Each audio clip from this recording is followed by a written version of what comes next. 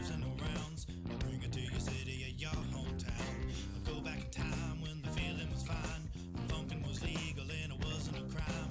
Party people lined up and down the way. A bigger celebration than your birthday. Funkin' up the neighborhood. I felt the fool cause the funkin' was good. Funk you in the city, funk you up in the woods. Funkin' up the neighborhood. Funkin' up the neighborhood. I felt the fool cause the funkin' was good. Funk you in the city, funk you up in the woods. Funkin' up the neighborhood.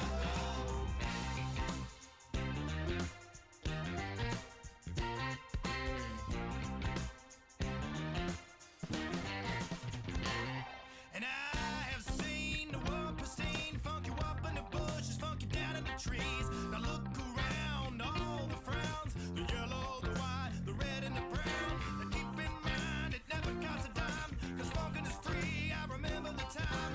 Now look today, the streets are gray, time to take it back to yesterday. Funkin' in the neighborhood, I felt the fool cause the funk was good. Funk you in the city, funk you up in the woods. Funkin' up the neighborhood, funkin' up the neighborhood.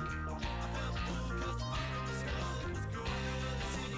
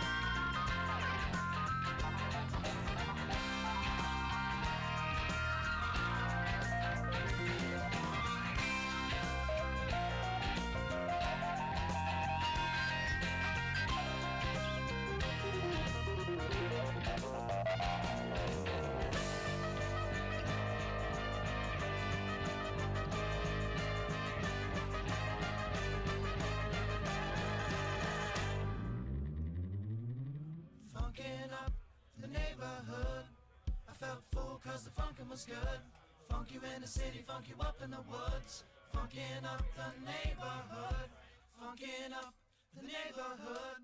I felt full cause the funkin' was good. Funk you in the city, funk you up in the woods. Funkin' up the neighborhood. Funkin' up the neighborhood. I felt full cause the funkin' was good. Funk you in the city, funk you up in the woods. Funkin' up the neighborhood. Funkin' up the neighborhood. I felt full cause the funkin' was good. Funk you in the city, funk you up in the woods. Funkin' up the neighborhood. Funkin' up the neighborhood. I felt full cause the funkin' was good. Funk you in the city, funk you up in the woods. Funkin' up the neighborhood.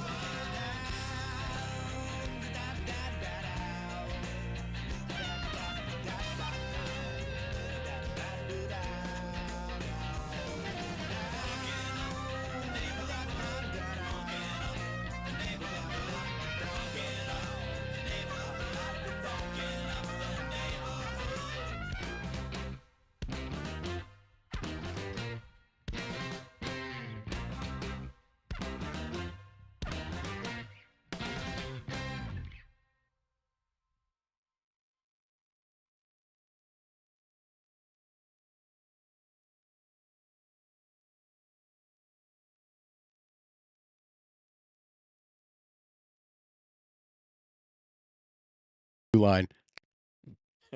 That was it. And we're live. And we're back. Welcome to the Underdog Journey. I'm West. This guy is David, and we are still trying to figure our shit out. Yes. Yes, we are. So we made the change to OBS, and back years and years ago when Wes did this just a few weeks ago, and he's always complaining about Skype, man, Skype, man, what the hell's going on with Skype? And then today, as we're trying to get going on, I'm sitting here going, damn Skype. Right now you get it, right? Oh yeah. So what was crazy was let's start at the beginning. We make this call every week, and we call other times, and we still just use this same Skype feed, right? No other time, like when we're not planning to go live, no other time, like if we're calling to like shoot the breeze or have a drink or talk about the events of the day or whatever, it works flawlessly every time. But before we go live, it's like, you know what? I'm gonna make you guys sweat just a little bit. So Right. today on your side, tell me out what was happening with your audio. Yeah, so in Skype you can change your video and audio settings, like where it's picking up the microphone, where it's picking up the video from, and for some reason, um, under speakers, one of the options is my Shure microphone as speakers. And you said that makes sense for you because you actually plug in to the speaker output in the back of the Yeah, mic for because you use an yeah. earpiece. Um, I don't. So the weird thing was when I changed my microphone input to my Shure microphone, it automatically changed my speaker output to my Shure microphone. To which you So had I nothing wasn't picking plugged up your up. audio for the longest time. So I couldn't hear you, but you could hear me. Yeah. So I didn't know what was going on. So I went in and changed my speaker to my MacBook speakers. But then that disconnected my microphone because it wanted to have the microphone and the speakers connected at the same time. So what we had to end up having to do was change the microphone setting, then change the speaker setting, and then go back and change the microphone setting again. Yeah. Because somehow in Skype's mind that made sense. Yeah. It didn't make sense to anybody except Skype. But No. This is one of those cases where and we've talked about this in the past, where there are probably a lot of like mid to high level people at these tech companies whose only job is to randomly come up with BS ideas specifically to keep themselves employed. yeah. And That's it. That's they it. just generate tons of service calls and like, hey, we need this department, that department. It looks like my audio's oh, that's right, because I had to rebuild every scene in here. And then you had to rebuild every scene right before we started So in OBS. so OBS is our streaming software, yeah, by the way. OBS is our new streaming software. We moved off of Ecamm Live and over to OBS. Now, there are advantages to it, but there are disadvantages to it as well. And the big disadvantage is if you don't have a static setup, and as you can see, Hmm. I'm not in my house. I'm actually in my gazebo right now so that I may partake in the finer pleasures uh, of life. And I I'm have jealous, a man. lovely selection here. We'll go over these in a minute. Um, uh, but I'm out here on my gazebo. I've got 3 of the walls closed in. I opened up the one behind me so I could bring my red, white, and blue. It is the season to, you know, love America. So, it's I've got my red, white, and blue lights going back here behind me too. Right, right. So I'm not in my standard setup. I'm not in where I normally am, and things are not plugged in the way they normally are plugged in. And with OBS, when you build a scene and you say, "Hey, I want to use my Elgato face cam," well, and you select it and you name it, it's looking for it on the USB serial bus at a specific address or location on a specific USB bus. And it could be something as simple as, "Oh, I plugged it into this one last time and that one this time." And OBS is like, "I don't see it, bro. I don't know what you're talking about. It's not Yeah. here." There's another thing that's exactly identical to it right here you can build around, but that thing that you think is there, it's gone. It's gone. That ain't it. So I had to go through every single scene and rebuild Oh it. Now, man. tomorrow's trick or treat. Tomorrow's Beggar's night for us, right? Is Beggar's night for you guys tomorrow night? Yeah. It is tomorrow night. Okay. So we're a bit of a to do on You're Beggar's doing night. a whole thing at your Yeah. place. That's right. So we are known, and my daughter came home today. She said there were people talking about us in another class. I'm like, "What are you talking about us?" Like, they were asking people if they're going to go to the Little Debbie house. That's So you. they're making plans. They were making plans in school today That's awesome, to man. make sure they get You got a over here to reputation. the Little Debbie house. So, but this year this Sure. year it's more. This year I've got 4 carnival games. I've got a duck pond ready to go. I've got a wheel that you spin and you win. You get a number, you win a prize out of a basket. Then I've got a pop a balloon, win of the prize game, and a ring toss game for Dum Dums and Tootsie Pops. So we've got 4 Nice. little carnival games. It's all free for the kids Sure. to come up. It's just part of what we do. Plus Little Debbie's. I've got 215 boxes of Little Debbie's in there ready to go. And Yeah, and you're giving out full yeah, boxes of Little Debbie's. full boxes of Little Debbie's. Kids, they just absolutely freaking love it. So I'm like, "Hey, I know there's a couple things I wanted to try tonight, but I had people volunteering to help tonight, like my kids, Oh wow. to help with this stuff." So I put them to work. And my Yeah. son's girlfriend was here, and my daughter's best friend was here. So I press ganged them all into setting up, getting things packaged together for the prizes and the basically we set it out, we walk it outside, we set it up tomorrow and we're ready to go. So it was kind of a delay getting, I wanted to be on here early so that I could rebuild all the scenes on purpose because I hear tell that that will help with that crazy resizing that we're going to have trouble with Right. tonight. We're going to have it tonight. Yeah. Because I didn't get to do everything that I wanted to do. So because I was stuck, off doing that again, trick or treat and beggars night kind of snuck up on me, which, it, it shouldn't. And there's been 200 boxes of Little Debbie's for 2 weeks I in my mean, house. you've had some warning this is coming Yeah, out. I mean, it's the same. This is one of those holidays when somebody goes, "Oh, it's after Labor Day." I'm like, "Bro, I don't know when that is." Like that's one of those. I don't know what that means. That's one of those dates that move. Like Thanksgiving, it's after Labor Day. Thanksgiving. I know it's on a Thursday, man, in November. Right. That's it. That's all it. I know. If they pick it, if it's a holiday that's on a date and stays there, odds are I'm going to remember it, no matter how much it's made up by Hallmark. But Right. The second Tuesday of every other month on a Blue Moon Friday. It's like just set a date, man. leave it there. Just Be set done. a date. Yeah. I don't need. Why are you making things complicated? I bet those people were like, "Damn, we've screwed up the calendar enough. Let's go work for Skype." That's exactly it. Skype or Facebook. That's Skype or Facebook. That's how it works. Yeah. So yeah. So that's that. So I didn't get to do the things I wanted to do, but then when I come out here and we were already pushing it, then we had to fight through West's audio issues, which pushed us right up to like 7:01 to get that cleared. And then as soon as 7:01 strikes, I'm like, all right, we can get on here. We're gonna be relatively on time. And then I pop open the OBS. It's like, oh yeah, none of your shit's here, man. It's gone. Nope. Now So we had to rebuild everything on the fly. So what are you drinking over there, West? Well, considering I have no imagination in beer these days, I decided to go with Oberon Eclipse, which is a nice citrus Ooh, sweet beer. okay. Very easy drinking. So I love Pretty tasty. Oberon. I've not had Oberon Eclipse. So give me your tasting notes on that with your pinky up. It's a pretty basic citrus sweet. It you know what? If you put this right next to a Blue Moon, couldn't tell you the difference. Oh, okay. I'm not one of those people who likes to put citrus in my beer either. So if you put a slice of orange in your Blue Moon, I mean, I'm not going to call you names to your face, but I will be thanking them internally. It's basically a Blue Moon. It's fine though. It's Oberon. So Yeah, it's I like Off the Oberon. shelf. It's Bell's. Yeah, I like Oberon. Oberon's good. So my first, was it my first time trying Blue Moon? I think I was at in Powell at the chicken wing place. What's the name of that chicken? B Dubs. Oh, I'm a B Dubs, and I go in there and I order a Blue Moon, and it comes out and it's got this big ass orange wedge on it, right? And I'm like, if I wanted an orange, I'd ask for an orange. I ordered a beer. I did not order a fruit salad. Please stop. Yeah, kind of. And I took it off and I laid it on the table and I took a napkin and wiped off the rim of my beer. I'm like, if a beer needs fruit to make it taste good, that's not a beer that I'm going to continue to drink. But luckily, I mean, if it didn't. If I want the sangria, I'll order the sangria. Yes. I like a sangria. Yes. But when I want a beer, I want a beer. I want a beer. But so I did not. I did not. So then I actually did like the beer. The only thing I find about Blue Moon is it tends to bloat the belly.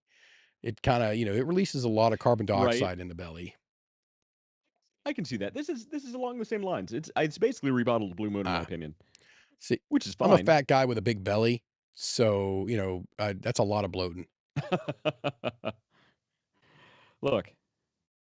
All right, hang on. Just pull up the stream here just so I can. So you got any chat, anything going on? Because I just realized that I don't have anything. So by the way, everybody watching and listening, we can't pull up the chat right now. We're still working on that functionality in OBS. It does exist. We just haven't gotten that far yet. So if we don't bring your chat onto the screen, you got to forgive us this time. And the next time too, because between now and the next time, we'll figure. Because I fly, I got all kinds of stuff going on next week. So yeah, okay. Yeah, no, we'll figure. All right, so what are you drinking, David? I've got a couple of low end bottles here. I've got a E.H. Taylor setting here, and I've got the foolproof blue labeled Weller. Nice, and can't go wrong. Yeah, I got my cup here with my ice cube ready to go, and I'm just debating on which one I want to go with. Neither. I can't go wrong. There's no wrong choice between these two bottles. There's no. Well, what do you get? What, you gonna light a cigar also? Yes, What and are you gonna that's what I'm smoke? going to. Now, so depends. before we pick the bourbon, we should probably Right, you gotta pick. have one that complements the other. We So probably should pick the cigar. So let's go to the selection yeah. of cigars. All right, let's see. Let's see what we got here. I'm jealous, by the way. I can't have a cigar right now. So here's what we got. Now, this is one I've just recently picked up. This is a Christoph Mm-hmm. signature series. It's got a good color to it. I've never had it before. Okay. This is actually probably one of the lower cost cigars in this little bundle that I've got right here. But I have never really been dissatisfied with a Christoph cigar. They've got one called a Pissed Off Christoph, which is freaking amazing. And don't smoke it on an empty stomach. So that's good. Now this is pretty heavy in the nicotine. Yeah, it'll turn your tummy if you don't have something in it. This is a vintage 1990 Rocky Patel, and Ooh, nice. it's a box press, Wow. which I am a fan of a box press. And I do like it. It's close. If you're a anniversary series Padron smoker, it's going to be kind of in that world. That's actually my favorite cigar. The Padron, the 1964, isn't it? The Padron anniversaries. Yeah, the 1964 anniversary. It's man, that's just such a man. There's no time that I'm going to like, nah. If that cigar they've is gotten expensive recently, yes, they've gone up in price. Yeah, so they're out of them at my local shop, so I didn't have it. And this is a black, and this is a shade. It's a little lighter. I probably won't go with this one because again, it is pretty light. And I mean, I haven't smoked anything today. I did just eat a little bit ago though, so it could be there. Now, I probably won't go with this, but any chance I get to show off the Blackens. This is the Drew Estate collaboration with Metallica, so nice. Loving them. Can't go wrong. This is a Saka. Saka is one of those rollers out there and blenders that people just love his cigars. And this is what they call the U-boat. And I haven't had it yet. Okay. One of my buddies just picked up a box of them, and I said, I haven't had one yet. I've given a couple of them away, but I haven't smoked one myself yet. But that one's going to be a full body. So that one's actually on my radar for tonight. And then this, for those of you guys in the know, this is an Amazon Basin from CAO. CAO. That's a nice cigar. And it is, when these things come into stock, they go out of stock very, very quickly. It's probably one of the most sought after cigars that isn't, that doesn't have a huge price tag to go along with. This is a $20 cigar. I mean, it's not it's not too bad. That's not terrible. So I'm not going to be upset if I spoke that. I did have a person tell me, David, you're going to laugh and you're going to think this is crazy, but take one of these cigars, the Amazon Basins, get yourself a Tupperware container or one of those little portion containers, get Raisin Bran, throw in a Boveda pack, and age it for 3 to 6 months in the Raisin Bran. Take it out of the package, put it in the Raisin Bran with the Boveda pack, seal it up, and just leave it, forget about it for 3 to 6 months. And I haven't had the balls yet to do it. I'm not sure I would. Part of me understands what's going to happen. Well, I get the aging process. I get it. I mean, my concern is I wouldn't trust the Raisin Bran to be in that level of humidity and not mold. It's a good possibility, yeah. That's So maybe I'd microwave it. I don't know. But I understand the aging process. Yeah. I get it. So the last one on the list is, and this is a torpedo cut down here on the end, or roll. Yeah, and this is the Fuente Opus X. Now those are hard to find. This is a little harder to find. And they're expensive. Yeah, this is a $40 plus cigar. So yeah. That will not stop me from smoking it. So that is my selection now. Now that I've got these here, I'm gonna lay them out here in front of me so I can see, what I got. And I've got I've got my E.H. Taylor. That's the small batch, BIB. I see what you're saying. And the Weller. And I'm thinking I'm gonna go Weller with the U-boat, which is a more richer cigar from the explanation of it, from the writings on it, what kind of tobacco and stuff is there. And I think putting that with a foolproof Weller is kind of the way to go tonight. Nice. What would you go with? What would you go with? You have these two bottles here. Well, and you've got it depends. You can have more than one cigar, or just do the I'll probably just do the one. I do milk a cigar. I take my time with them. Yeah, I have a hard if I'm like really enjoying myself and I have the time, I have a hard time with just limiting myself to one Yeah. cigar. I want to sit down for a whole day and go through like 5 or 6 cigars. Yeah. That's a But long day. if you're just having one, I would go with something medium body. I might go with that, or even the Amazon Basin. Okay. Okay. Now, if you're going Yeah, I for the can't, man. Amazon There's just Basin, I no reason. might go with the E.H. Taylor. Okay. All right, man. You can't go That's wrong. just me. Can't go wrong with a basin. I'm Yeah. never gonna be like, oh no, no, don't only smoke a basin. That's like the 1964 vintage or anniversary series from Padron. It's just Right. one of It's those nice cigars. medium body. It's got this super, super deep flavor. All right. All right. Yeah, that's what I'm going with. I'm gonna go to open this up. I'm gonna go with the Amazon basin. Now, this is a real cool thing that I like from them is you'll see it's got the instead of having a wrapper Hmm. around the cigar, and even Hmm. the U-boat one has this is actually a fabric like a ribbon that shows a U-boat on it. Yeah. This actually just uses basically tobacco rolled up Yeah. Nice. That's and smart. wrapped around it, and you smoke just straight Right. through them. You don't have to worry about taking them off when you do the other excuse me, the other things, the other cigars. And I've smoked through some bands and people look at me and they're like, what's wrong with you? I'm like, several things. What are you doing? Several things. I'm like, I'm not gonna sit here and pick at this thing and then tear the cigar. Um, You're that guy at the cigar party. well, if I've tried to take it off and it looks like it's gonna be stubborn, I'm not gonna risk losing the wrapper just because of a I've seen that too. I've seen that yeah, just happen. because of a freaking band. I'll be fine. I'm not inhaling it. Yeah. It's cool. It's all good. So we're gonna do this. We're gonna do a V cut. I got a V cut right here because Nice. You got the V cut? it's my I favorite. prefer a V cut. Yeah, I do too. I do too. Absolutely. So we're gonna V cut that guy right out there. Just full cut on it. Beautiful cut. Nice. I'm jealous. I'm gonna cut right through. And before I start working on that, let's get the E.H. Mhm. Taylor going here because There you go. Get that do aired I out. do tend to take my time lighting my cigars. So some people look at me and they're like, "Man, you use a lot Well, of you're a cigar butane. snob. You're supposed to.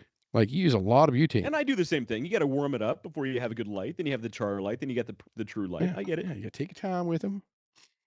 You know, it's really just I've watched a lot of YouTube videos on cigars.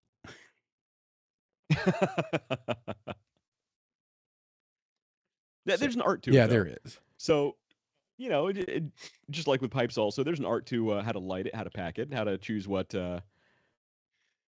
tobacco. Yeah, I Yeah, get it. so I've got my pipe in there. It's in my humidor. I keep the pipe that you gave me is in my humidor, and the tobacco that's there. It's in the humidor. Okay. I mean, it's really cool. And every so often I'll get somebody over here. They're like, "Oh, this great. My grandpappy used to smoke a pipe," and I'm like, "Here, I bet this smell right here is going to bring it back to you." And I go get the Yeah. Lane 1Q. Yep. That's it. That is the smell. That is the penultimate cigar smell. Everybody remembers that. Yeah. I when I'm an old dude, older than I am now, I want to smell like that all the time. Wouldn't that be That's my awesome? that I want that to be my cologne. Yeah. So I actually tried because Mike, he's been on the show a couple times, and if you guys aren't watching our Hmm. show, hopefully you're over watching his. Because I don't know if they're doing it live tonight, if they're just releasing it tonight. But the Goalie Dads United's doing their podcast Yeah. tonight as well. Should tell them to move it. Yeah, so if you get bored with our show, you can go over and watch that, and then tell all of their viewers to come over and watch our show because Yeah. we're way more entertaining. Yeah. By the way, Richie Slack is watching. Hey, So Richie, Richie, how's it going? thanks for joining. Yeah. So we're warming this thing up here. Take a nice time. This is actually a little faster than I usually light them. Oh yeah, it's coming along nice. So So how bad does it kill you whenever you're in a cigar lounge and you see somebody who's not really doesn't really smoke a lot of mhm. cigars and they just torch the hell out of the end of the thing and just destroy the end of the cigar. But you don't want to be that guy who says anything, so you're just sitting there watching it like covering your mouth, like trying to will yourself not to be like, I can help you with that. Yeah. So I follow It really kills my OCD when I see that. Ed and Eddie over in the Davidoff in London. I follow Yeah. I follow Eddie's version of lighting a cigar. Edward, um, He is a yellow flame only. It's very soft flame, and it's it takes a while. Sure. But Eddie is take a blue flame, keep control of it. So that's why I this is a single torch, and I much prefer to use a single torch so that I don't burn it. But when I'm out smoking and I do see the people doing that, it doesn't bother me at all. Doesn't bother me one bit. You're a better man than I, David. What bothers me is when I'll go to, like when I was in Vegas, I'll Yeah. go to a cigar lounge and they always want to light it for you. And Yeah. those guys like, here, put it in your mouth. And I'm like, well, wait, what? You're gonna light it? Why are you doing this? And they'll say, put it in your mouth, and they'll just burn the living crap out of it. And I'm like, man, Right. Exactly. I have no idea what the virgin taste of this cigar is now. All I've got's acrid burn and butane Well, and because they want to hurry up and get that tip and get out of there. In the meantime, they're mostly dealing with like yeah, guys who come into Vegas for the weekend who don't know any better because all they do is smoke cigars on the golf course yeah, once in a while. So they don't know. yeah, that's lit. But so I was once told that you should only ever light a cigar with a Spanish cedar stave, Yeah. and that is the only proper way to light a cigar. I disagree with that. I actually like a torch lighter myself because I'm my head's not too shoved too far up my ass. But I was told only use a stave. So I keep a handful of staves inside in my humidor just on, and it's a rare occasion when I'll use one.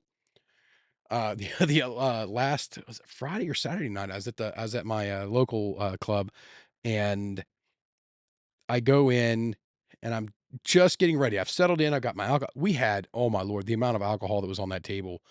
I mean, luckily I only had, like a little pour and a half, but there was enough to put every one of us in the hospital a couple times. I think there was like 7 or 8 bottles, and there was more bottles of bourbon on the table than there were people there. So, Yeah, yeah, that's awesome. That's the sign of a good night. yeah. So, and we had pizza and wings. I mean, we had just a great night. But just as we were getting Nice. started, Nice. the transformer on the pole outside, and I'm sitting there getting ready to light my cigar, and I'm like, well, I'm going to change this up, and I switched over to using the stave, and it provided Right. light until the power came back on, and I'm like, all right. So There you we go. didn't move. There was no, oh, this night's ruined. It was just, yeah, we're good. So what? And it was the night Nice. of the first night of the was it World Series? I think, yeah, the first night of the World Series. So of course I live in New York, so everybody's pulling for the Yankees. Yeah, I remember exactly when and where that was during that time of the year. Yeah, yeah, it Totally. was that So thing. Yeah, the thing with the yeah. guys in the What's sports funny is ball. his sports No, but ball. the I good love thing that. about smoking a cigar and drinking bourbon is you don't need electricity. Does not require it. It is not Exactly. required. So if I'm really feeling it, I'll save the cube before the cube goes in, and I'll do the end soak with a bourbon, which There you go. which I absolutely love. I love it. Well, you got a nice selection there. I'm pretty jealous, Matt. I got to There's a admit, chair right there. You can come over. especially since Matt Harmon drank all my bourbon. All your bourbon and started on your scotch, bud. Do you have that bottle yet? Right, yeah, well, I have a little bit of bullet left, and then I have some scotch. All my actual bourbon's gone.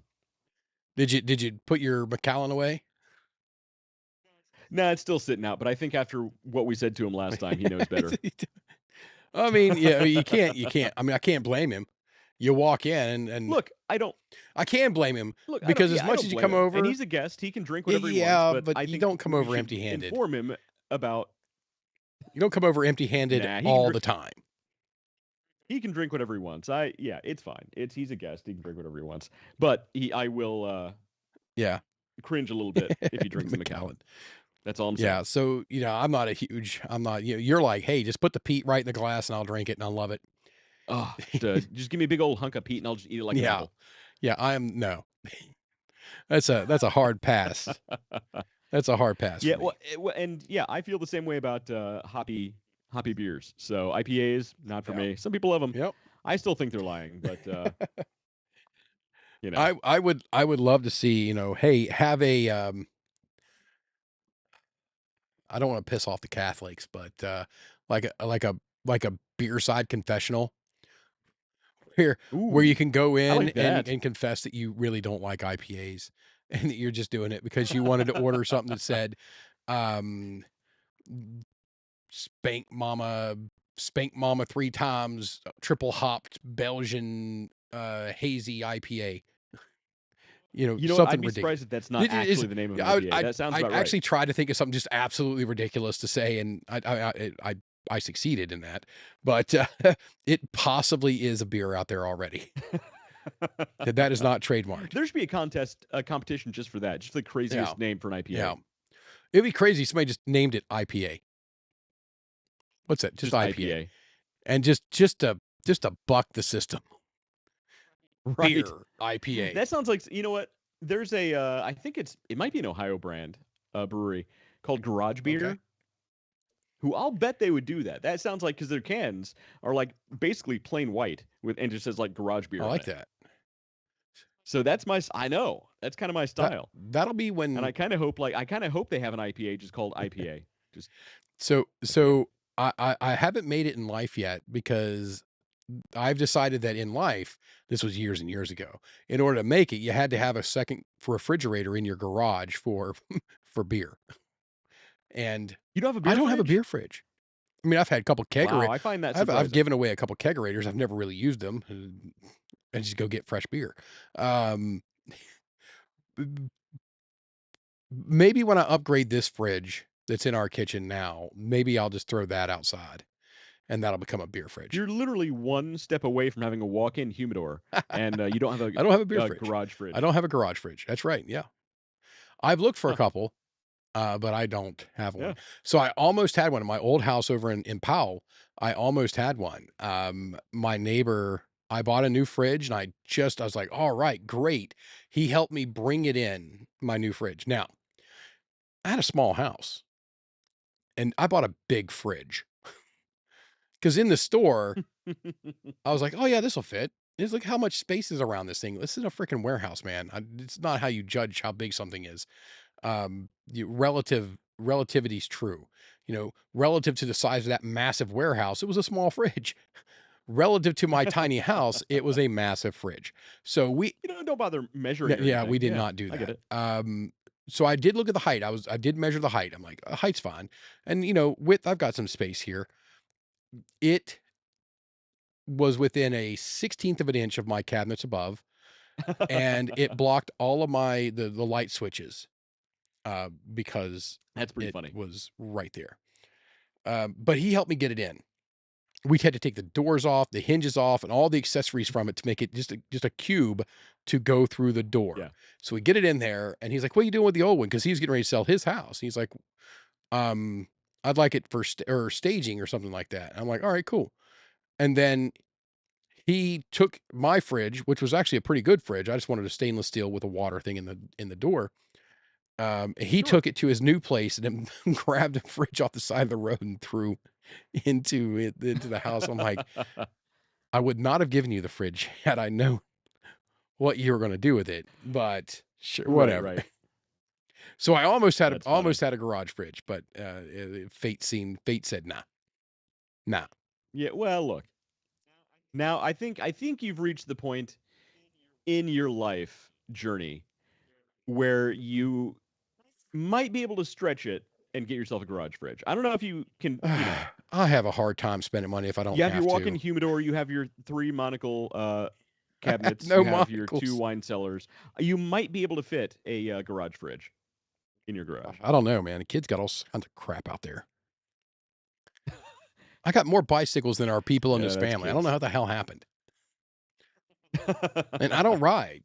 Clearly, I'm fat, so I don't ride a bicycle. But there are more bicycles out there than there are people that live here. Um, Sort of biker gang, I guess. I guess. bicycle gang. Must be. So, David, we've been going for about 45 minutes. You ready for some news? I am ready for news. And I think the one that you've got pulled up is this the one that I sent you over? It All is. right, I got to push the button. Which button do I got to push? Hold on, shit. Which one is it? News. Did you reset your there you go. Got it? All right. So this is a, news story you sent me. This is from The Verge. Open source AI must reveal its training data per new OSI definition. So OSI is Open Source Initiative, which is basically sort of a very loose governing body of what sets the rules to constitute open source technology. And all these different AI companies or companies that have AI platforms that they're releasing, they're claiming are open source because they're putting the code out there, they're putting some of the weights and training out there. But now that this organization has said, okay, here are the definitive rules about what must be and what must not be considered open source for AI, it's really putting some of these companies through the ringer. Right. So let's go through these real quick. I think there's three main provisions. One is these companies must um, provide access to details about the data used in training the AI so others can understand and recreate it, which could potentially get a lot of companies in trouble. If you do remember OpenAI, they made the company that makes ChatGPT. They got into trouble because they were sourcing everything on the internet, even subscription information. And then later they came out and said, "Yeah, we're changing things, so we're not getting that other stuff that we're not supposed to look at." Ha ha ha. In the meantime, now if they want to be considered open source, OpenAI won't, but other companies, they need to reveal all of their training source material. The second point here is the complete code used to build and run the AI. That's a big one because some of the stuff, even if it's open source, they might want to keep a little bit of proprietary information there, how the sausage is made. And then the third provision is the settings and weights from the training, which help the AI produce its results. I knew you were going to hit on that one. So everybody watching and listening, the weights are basically when you have a large language model, the weights are essentially what tell the AI what sorts of information it should prefer over other information. So, like, if you think your chat GPT has a political bias, that's because it's weighted to look at certain materials more than others, right? So, David, I knew you were going to hit on this one.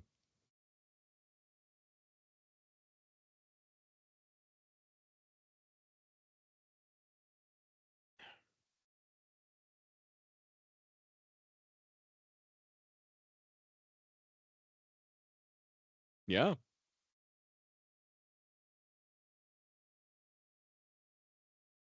Mm-hmm.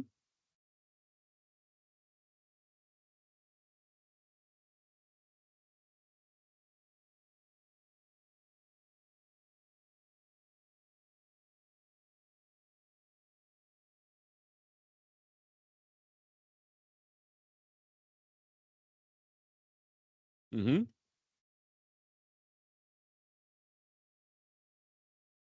Right. So that's one thing that you've always said. You don't need to worry about AI taking over. You need to worry about the people programming AI. And that includes the settings and weights. So as soon as I saw that, David, I knew that's why you sent me this article.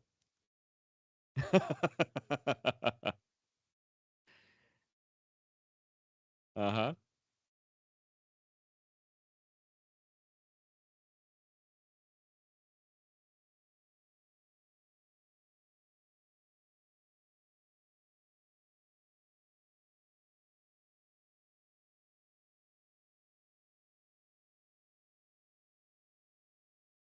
Mm-hmm.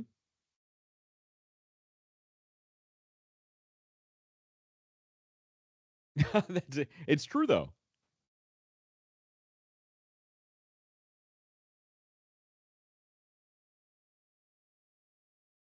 Hmm.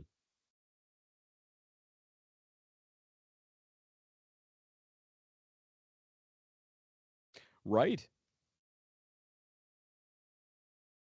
That's exact. Yeah.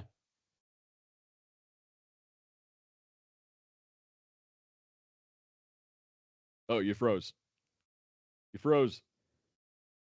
I think you froze for a second. We're back. You're back.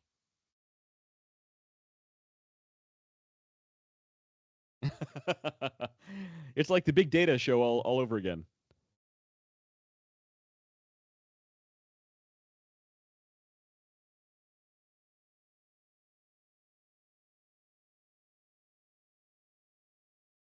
Yeah. So Uh, right. So the cool thing is, look, some people love Twitter, some people don't love Twitter, but Twitter actually has an AI model called Grok, which is possibly one of the worst names ever for anything. Their AI platform is called Grok, their version of like ChatGPT. And it was months ago. It was over the summer. Elon Musk actually made it completely open source before any of this came out. He released all the data, all the weighting, all the settings, and people thought he was crazy for doing that.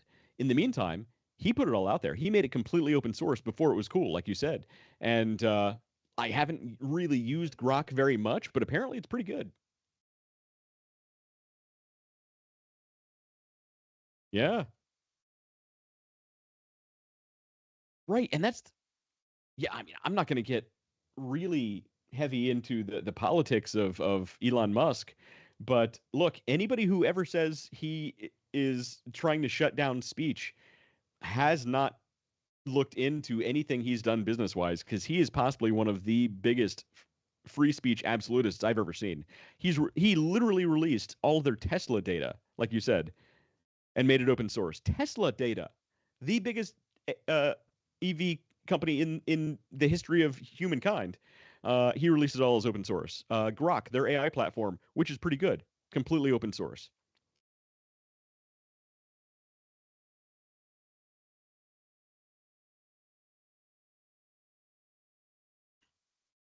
Yeah, that's bonkers, man.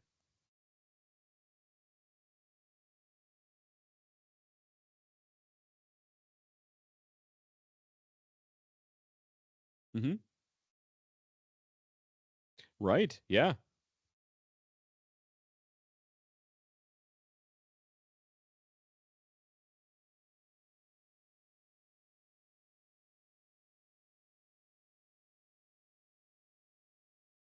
Hmm.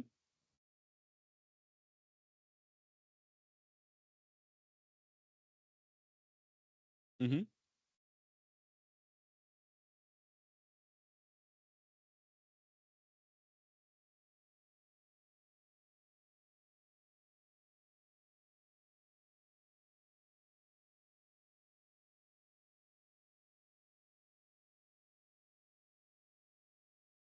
Yeah, it's amazing how that works. When you stop chasing that penny and just do the right thing, it all works out.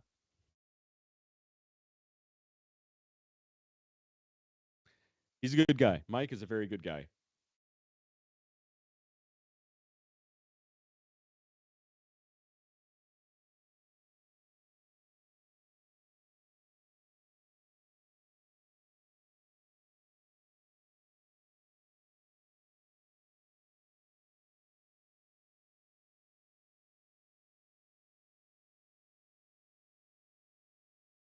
Ah, that's a good line. I like that.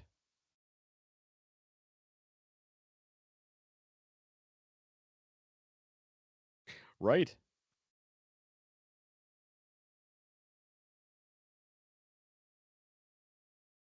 Yeah. Funny how that works, huh?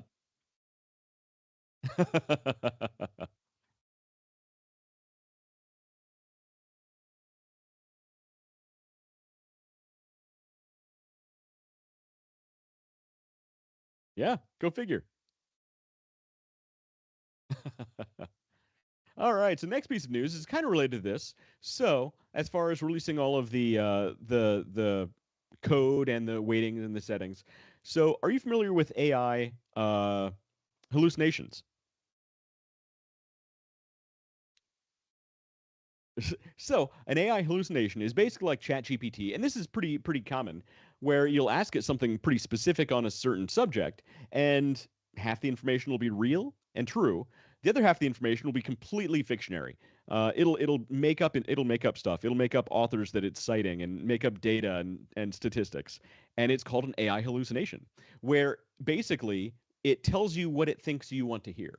Um, Even though you tell it specifically, I need answers on X, Y, and Z, this is a real topic, it'll reach a certain point to where it just starts making stuff up. And unless you do your homework, you don't know. And this has actually gotten a lot of people in business and at school, into a lot of trouble because they'll copy and paste right out of Chat GPT or whatever platform they're using, and sometimes it'll just be completely made up information. Well, next piece of news here says study finds LLMs, large language models, AI, can now identify their own mistakes. So they're actually developing AI to look at its own to learn from its own successes and failures. Um, Forget all the giant advertisements on this. That's one problem with pulling things off these off the internet. But so that's an interesting thing. Is not only David, not only can these AIs identify when they've given good information versus bad information, some of the better AIs are now able to go in and change their own code, which you mentioned. They can actually change their weightings if they're finding that certain weightings are providing false information. So they can change their weightings, change their settings, and in some cases even change their own code. Does that mean that the AI apocalypse is upon us? The end is not nigh.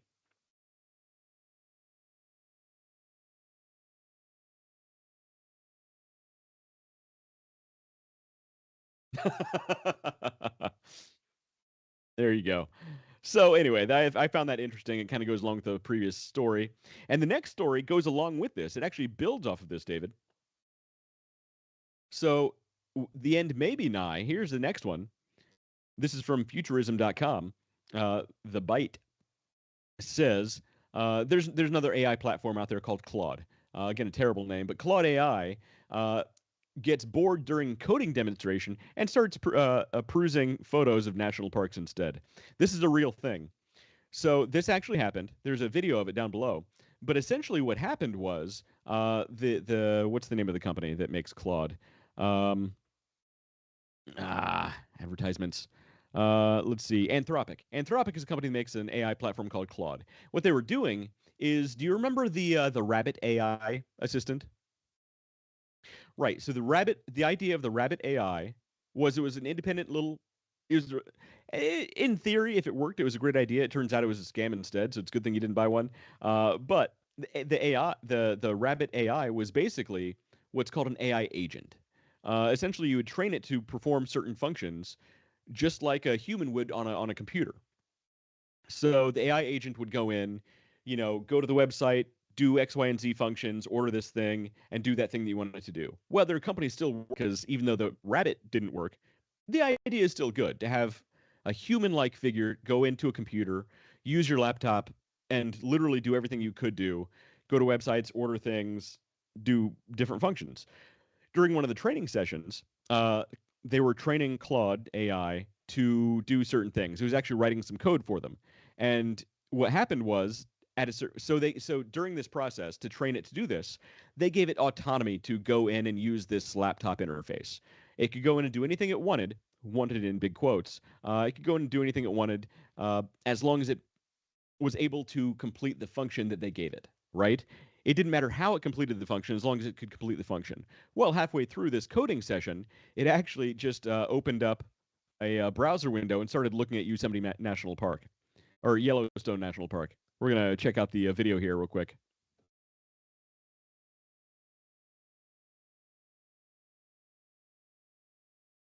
Right. So instead of coding, it literally,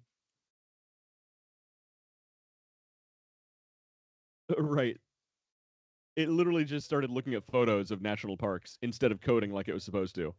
They don't really know why this happened.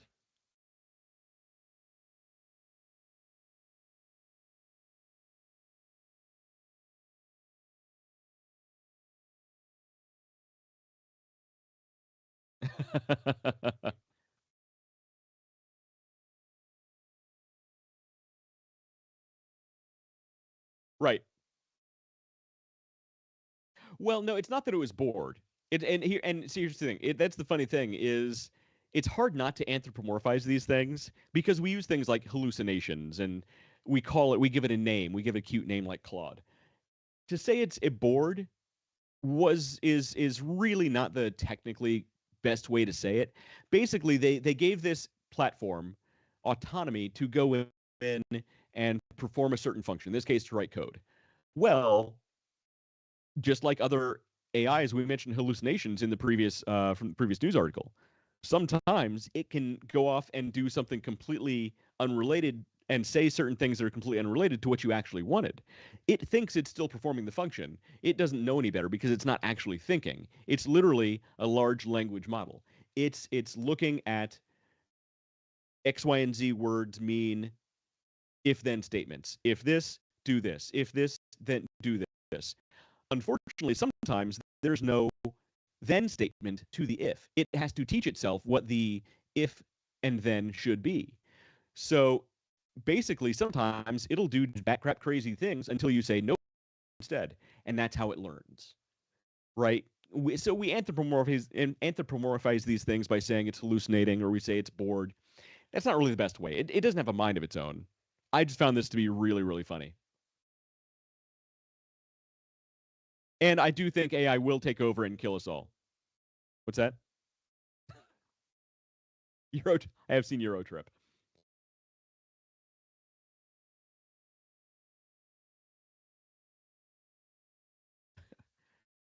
I've seen those guys. Yeah, that's pretty funny. Well, Tesla Bot. When Tesla Bot is released, I think what are they calling Tesla Bot? I forget the name they gave it. Uh, Elon Musk said it. Elon Musk said it's going to retail for about $20,000. Here's what I think, David. I think we, the Underdog Journey, need to start a GoFundMe specifically so we can get a Tesla Bot as soon as they're released and try it out. And no, David, you can't have sex with it.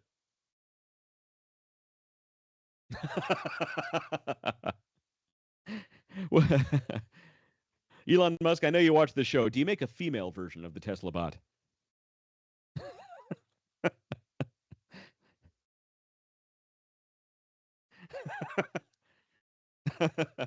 Elon, we have friends. A friend asked me to ask you, do you have a female version? I'm sure that's being worked on somewhere. All right, and we have one more piece of news, which is kind of ties back into this whole AI thing, which is from Forbes. The singularity is coming. Here's what that means for business. Now, we're not actually talking about the singularity as far as more ads. Thanks, Forbes. Man, look at this. Look at this giant. Okay. Okay.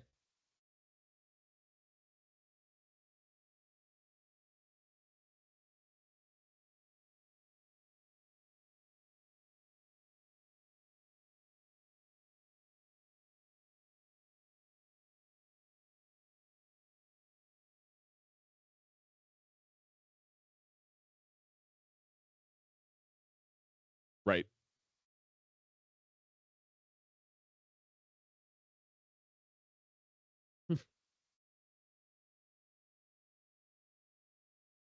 Oh, they should just call it the ad channel with a little bit of weather.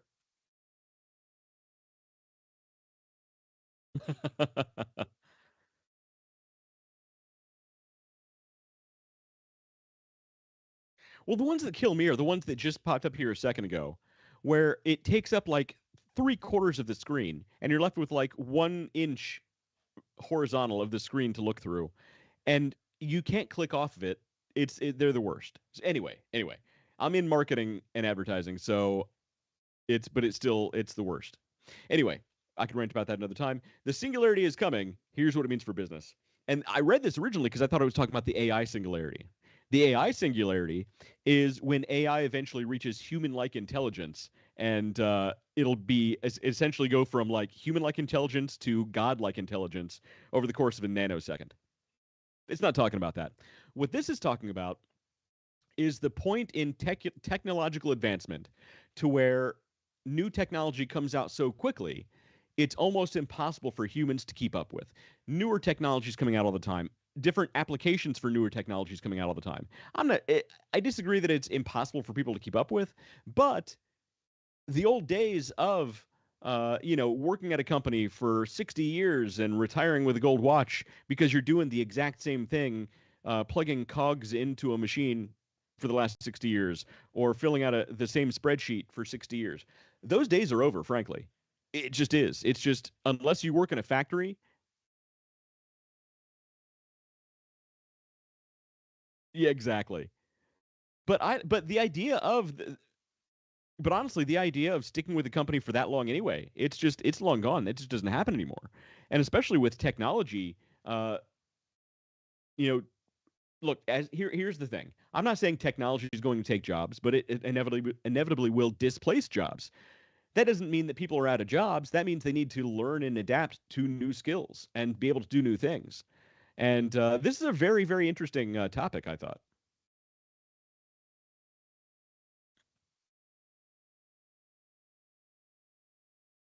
Right. It's a misuse of the word singularity.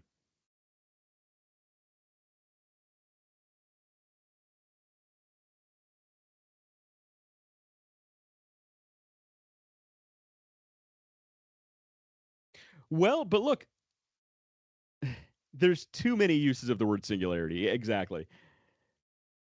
But with the Neuralink coming around, maybe that could be a real thing. Just saying, Neuralink. David, here's a question: would you get Neuralink if it were available? If it were proven safe, 100% safe, but you could like upload information to your brain instantaneously, in your head, surf anything on the internet instantaneously in your mind. Would you get Neuralink? Did you say so much porn?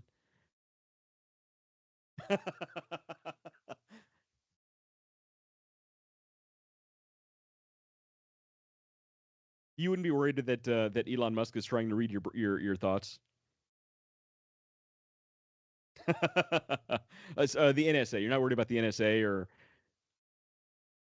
you're not worried about Zark Muckerberg reading your thoughts.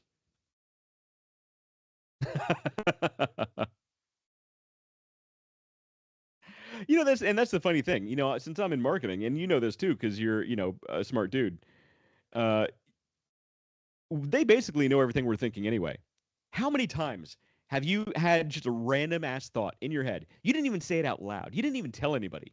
5 minutes later, you see an ad for it. It happens all the time.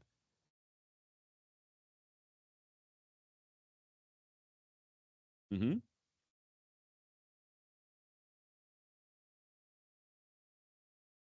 Mm-hmm.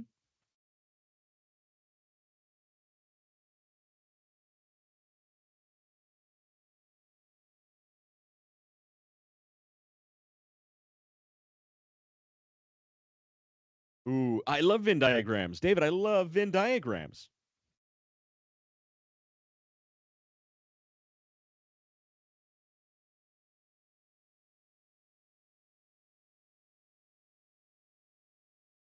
Mm-hmm.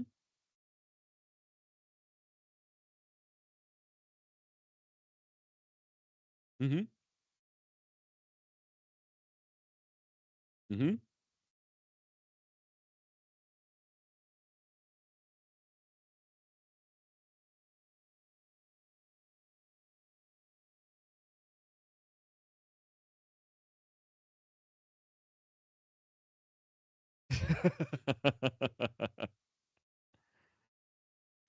But it's true though. So those, yeah, right. And you're right though. That behavior modeling, in marketing, we call it propensity modeling. It can be eerily, scarily accurate. I mean, really, really accurate. I'm not okay. I kind of am a conspiracy theorist. But the government,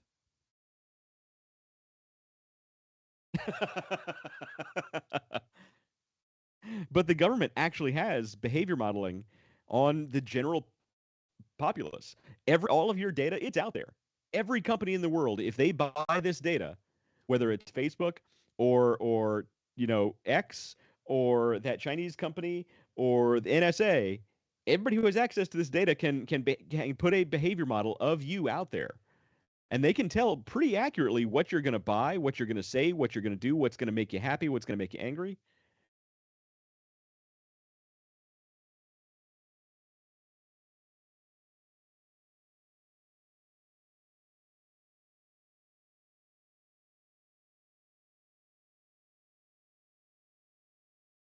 Yeah, I mean, I've mixed feelings. I have mixed feelings about it.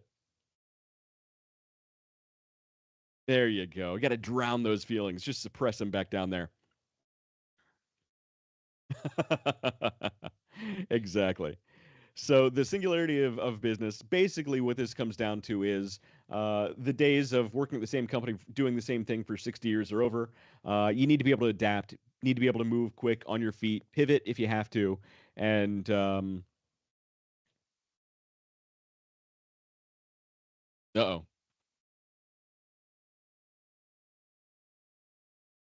I'm not pulling up Dan Brown. Dan Brown. Dan Brown's he's a terrible writer.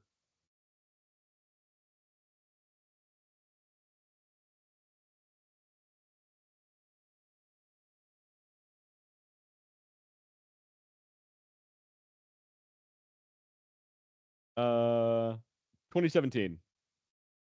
He's a terrible author though. He's just bad.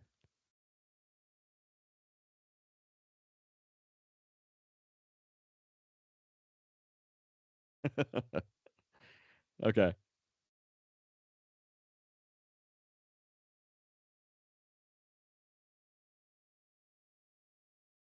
Oh, he wrote it with AI? That makes sense. Oh, okay. Got it.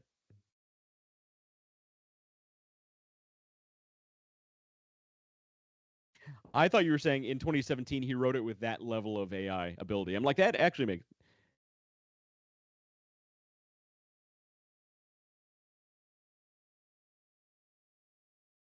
Yeah, I get it.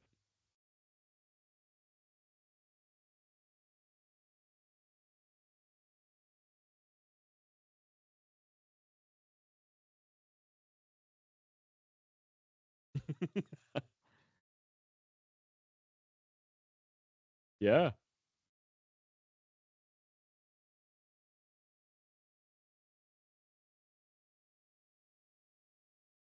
It's yeah, that's yeah.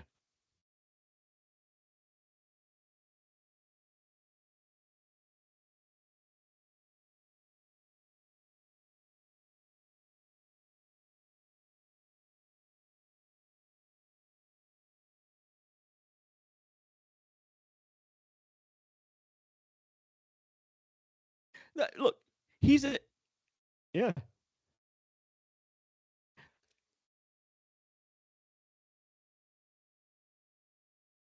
Look, David, I'll admit, he's a great storyteller. He's a great storyteller. That man can weave a tale. He's a great storyteller. He's not a good writer. There's a difference. There's a difference. All of his books are he did this, then she did this, then he did this, then she did this because he said this, then she said that, and he did this. Dude, no. Let's that's not writing. David Rowland says, no audio from David. David, you have no audio on this clip. Uh-oh. People are just hearing me rant about Dan Brown, and they can't hear you at all. No. David Rowland says they can't hear you. David, thanks for the update. I apologize.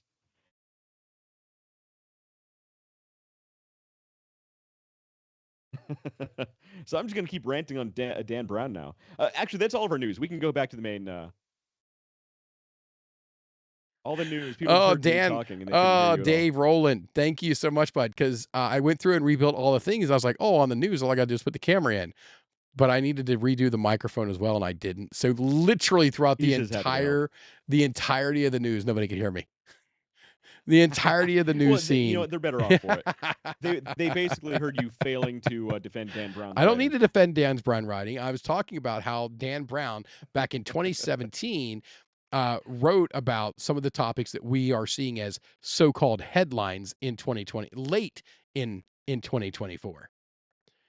It's true. He's a great storyteller. I'll admit he's a great storyteller. Yeah. The man can't write to save his life, but he's a great storyteller. He's got more books on the top sellers list than I do, so I just leave the guy alone. That's typically how. It's true. I look. I don't have any room to talk. So that Just just means you need to get a book on the bestsellers list. You got easy. I'll have ChatGPT. AI write it. I'll write it Yeah, in the it's easy. style You of have Dan Brown. that would be hilarious. ChatGPT, get And on that. then give it a weird name like Origin, but backwards. Just spell origin backwards Ooh, yeah. Well, I need and to write find it. so it needs to be Dan Brownie, so it needs to be like an anagram or something. It reads both ways the same Something thing. where I think it sounds like super witty and smart, but Yeah. it's just like an anagram. So a lot of people don't know that the Angels and Demons was actually the first of the books of that series.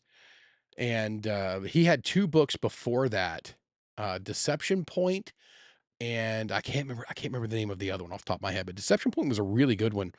Um, and so it's definitely something to. I mean, I know you don't like his writing, but man, they're really good stories. There's really good No, stories. he's a great storyteller. That's the funny thing. I mean, look, plus you got Tom Hanks, you know. Yeah, I wouldn't leave Tom Hanks in a room alone with my wife. Sorry, Well, not now, not not now. knowing what we know now. Yeah, no, I'm good. Tom Okay. Hanks he can stand in the Tom Hanks driveway. and Diddy walk into a bar. Tom All right, Hanks let's is he move on. walking a bar. It's like, you smell baby oil? I smell baby oil. Long story short, neither one of them are allowed near a elementary school anymore. All right, let's. So Oh, sweet the mother main of God, we're topic going to jail. of the We're gonna get diddyfied. no, nobody wants to get diddled. Oh, that's a new verb right there, diddled. I like it. I All like right. it. No, no, Like no. I'm not. I have next no commentary. when my I'm not wife gonna. decides to leave me, that's how I'm gonna hit on well, not my next wife because she won't marry me after I say this. Nope. I'll flirt with women, be like, so you want to diddle or what? Let me know how that works for you. I'll tell you, I'll have a frequent flyers card with police. They're like, you did it again, didn't you, Dave? I'm like, yeah. They can't take a joke because it's not funny. Calling the radio, boys. We got a diddler on our hands. Dave the Diddler. Oh, that's just not bad. Nope. There's your new nickname. I'm gonna add a. I'm gonna change the overlay on this The good news is I have control of on the our show. overlay. I have control of the overlay. Hey, Dave, I got this new thing. You're gonna love it. Put it up here. DD. Dave the Diddler. Designated driver. Don't. I'm already drinking. That's So that was the news. So the topic tonight. the main topic. Ooh, I love the So topic this is tonight. one we've actually talked about in the past to a Oh, degree, I love this topic. I love it. I love it. which is stop lowering your Yeah. prices to close sales, and Ah. everybody does it. You see it everywhere. And what is the one thing we always say about this, David? It's a race to the bottom. And And in a race to the nobody bottom, wins. nobody in a race to the wins. bottom. Yeah. Yeah. So I'm gonna give you my immediate, and I've done this for years. If somebody comes back to me and they say, "Hey, I need you to lower your price. The price is too high. I can't get it through. I can't do anything." Mm-hmm. Like, what are you willing to sacrifice? Do not give up price without getting something in return, because that just means your price was too high. So you Well, got to hold your ground. So from an initial standpoint, I go in priced where I'm priced. I'm a premium product, period. and that's just it. You need to price your product appropriately. Yeah. But like if your price is 50 to 100% above your closest competitor for absolutely no reason, I mean maybe you could You're gonna reconsider struggle. your pricing model. Yeah. But if you're priced appropriately in your niche, in your market, you shouldn't budge. I So will disagree this with is you. outside of the show notes. I will disagree with you on the 50 to 100%. I will disagree with you because you are the one who provided the evidence that is not entirely true with Palessi. So the shoe thing, yeah. The shoe. So explain the shoe. Palessi thing. Okay, so for those of you guys who don't want to go back and rewatch every episode we've ever done, which you should, It was a while ago. it's been a while ago. We had a show, and I'm trying to find West's thing here so I can resize it. There it is. There we go, and drag. Okay. It was in Vegas or LA or somewhere that I think it was in Vegas that they set up a shop in a high-end area called Palessi to launch the product Palessi. And the shoes were all high-end, and people came in and they reviewed them. They gave them amazing reviews that we had people on there going, this is a quality product. And you can just tell by the feel, the look, the sparkle you get when you put on a pair of Palessi shoes. And at the end of it, they had all of these so-called influencers And they pull them aside and they go, all of these shoes are from Payless Shoes, Payless shoe Hmm. stores, Payless Right. They weren't shoe like ultra stores. premium, They super were not. designer. They were literally They from were Payless. literally from Payless Shoes. There was nothing done different with them. It was Yep. all the presentation and the introduction mindset to what that product was. So even if you're priced higher, even than 100 or 150% of what your next partner is or your next competitor is, that's not necessarily a reason to lower your prices. You just need, now you shouldn't be that way because eventually once you get caught, you're sunk.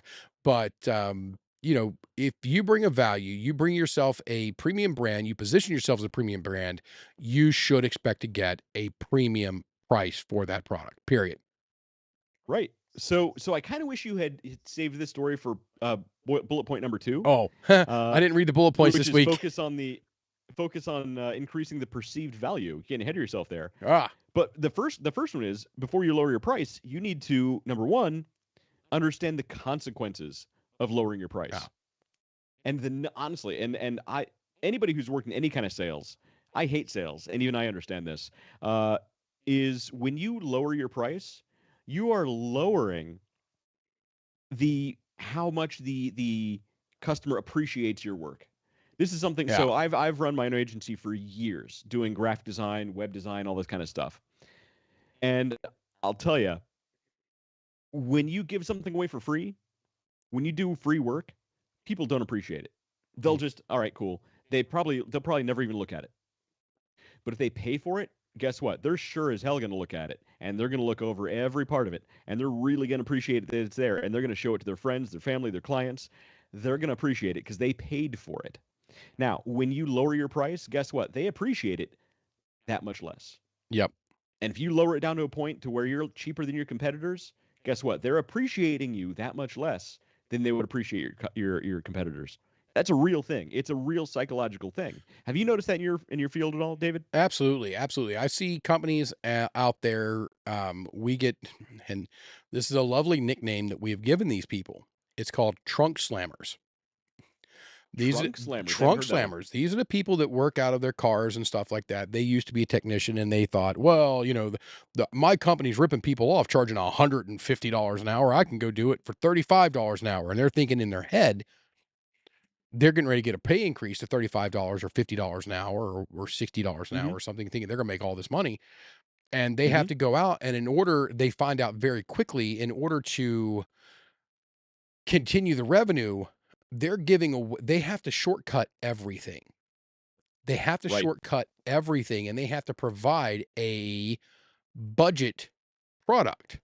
They have to Mm-hmm. provide a value brand quality versus a premium quality. They can't go out and they may have been the top guy at their old company, but they can't do that on their own. They got their price too low. They've got to do these things.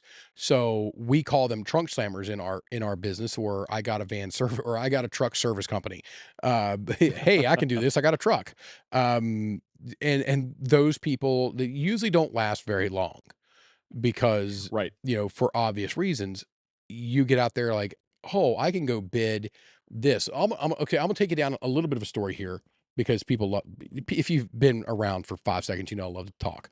Um, uh, there's a housing authority over in Central Ohio, and when I was a technician, and that's all I did. All I did was service work and inspections and fix things.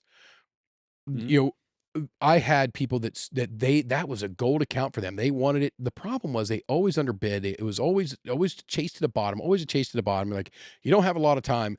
And these places were filthy. They had roaches. Yeah. They taught us to knock with our right hand extended in case somebody just fired a gun through the door. So Ooh, these weren't good places. bad And neighborhoods. yeah, I mean, they weren't good places to be. So I ended up, like I said earlier, I got promoted up and up and up and up through through Mike. And Mm-hmm. they come calling and I'm like, I'm not interested. Oh, no, no, we got some of the best companies in the city bidding on this. No, you don't. You got the people that are in a chase to the bottom bidding on this. I know these people and they can have it. Like, well, we need one more Right. bid. We need one more bid so we can have our 3 or 5 bids so that we can, like, bro, I'm not bidding. I'm not bidding. No way in the world. Because I'm gonna Right. spend my time doing that. Now that's a sunk value. That's a sunk cost for me. I'm never gonna get it back because my price is gonna be definitely higher than everybody else's. Uh, Probably on purpose in those cases. But I'm not gonna win it. So it's a complete sunk cost. So instead of me spending that time doing it, I just said, "No, I'm out. Take me off your bid list. I want nothing to do with this project or these projects." Right. "Well, we always pick if we have a new building." I'm like, "Then they can have that new building too. I'm good. I'm good. I don't want anything to do with it." So Right. I Right. would not put people in the places that I would not go myself. And if I had my choices, I would never go back, and I didn't, and I never asked anybody else to do it either. We were a premium product. I'm not going after value bids. Sorry about your luck. Right. So David Rowland says you need to know your audience and the sales model you have. Are we selling products or services? And he says yes, yes, agree 100%. So, you know, and No, so I like that, to, David. So I'm sorry, David, right there. You need to know your audience, right there. How much? yeah, So there's hardly an episode that goes by that we don't talk about customer avatars. we talk almost every single episode. We Almost talk every about single knowing your avatars audience, about knowing your building a customer avatar. yeah. Yeah. So I'm going to be doing this with some new people in the company that I'm with now, and I sat there and told them I was like, what I did was I sat and I built out customer avatars for Mm-hmm. my two main markets, for my two main types of customers, and then I broke out after that. I said I think I ended up with 7 total avatars between them. And so I was Yeah. really able to target down and niche down into each one of them so that when I spoke, I hit them on a broad level between 1 and 2. Mm-hmm. And then as the people replied and took interest, I could file them into the categories and say, this is this guy, this is this guy. So I knew exactly what to get them when. Mm-hmm. And David has it right. Knowing your audience, knowing your customers. Yeah. Absolutely. Palessi. So that also comes into we're still on the first point here Oh, we're also, on the which first is point. understanding the consequences of lowering your price.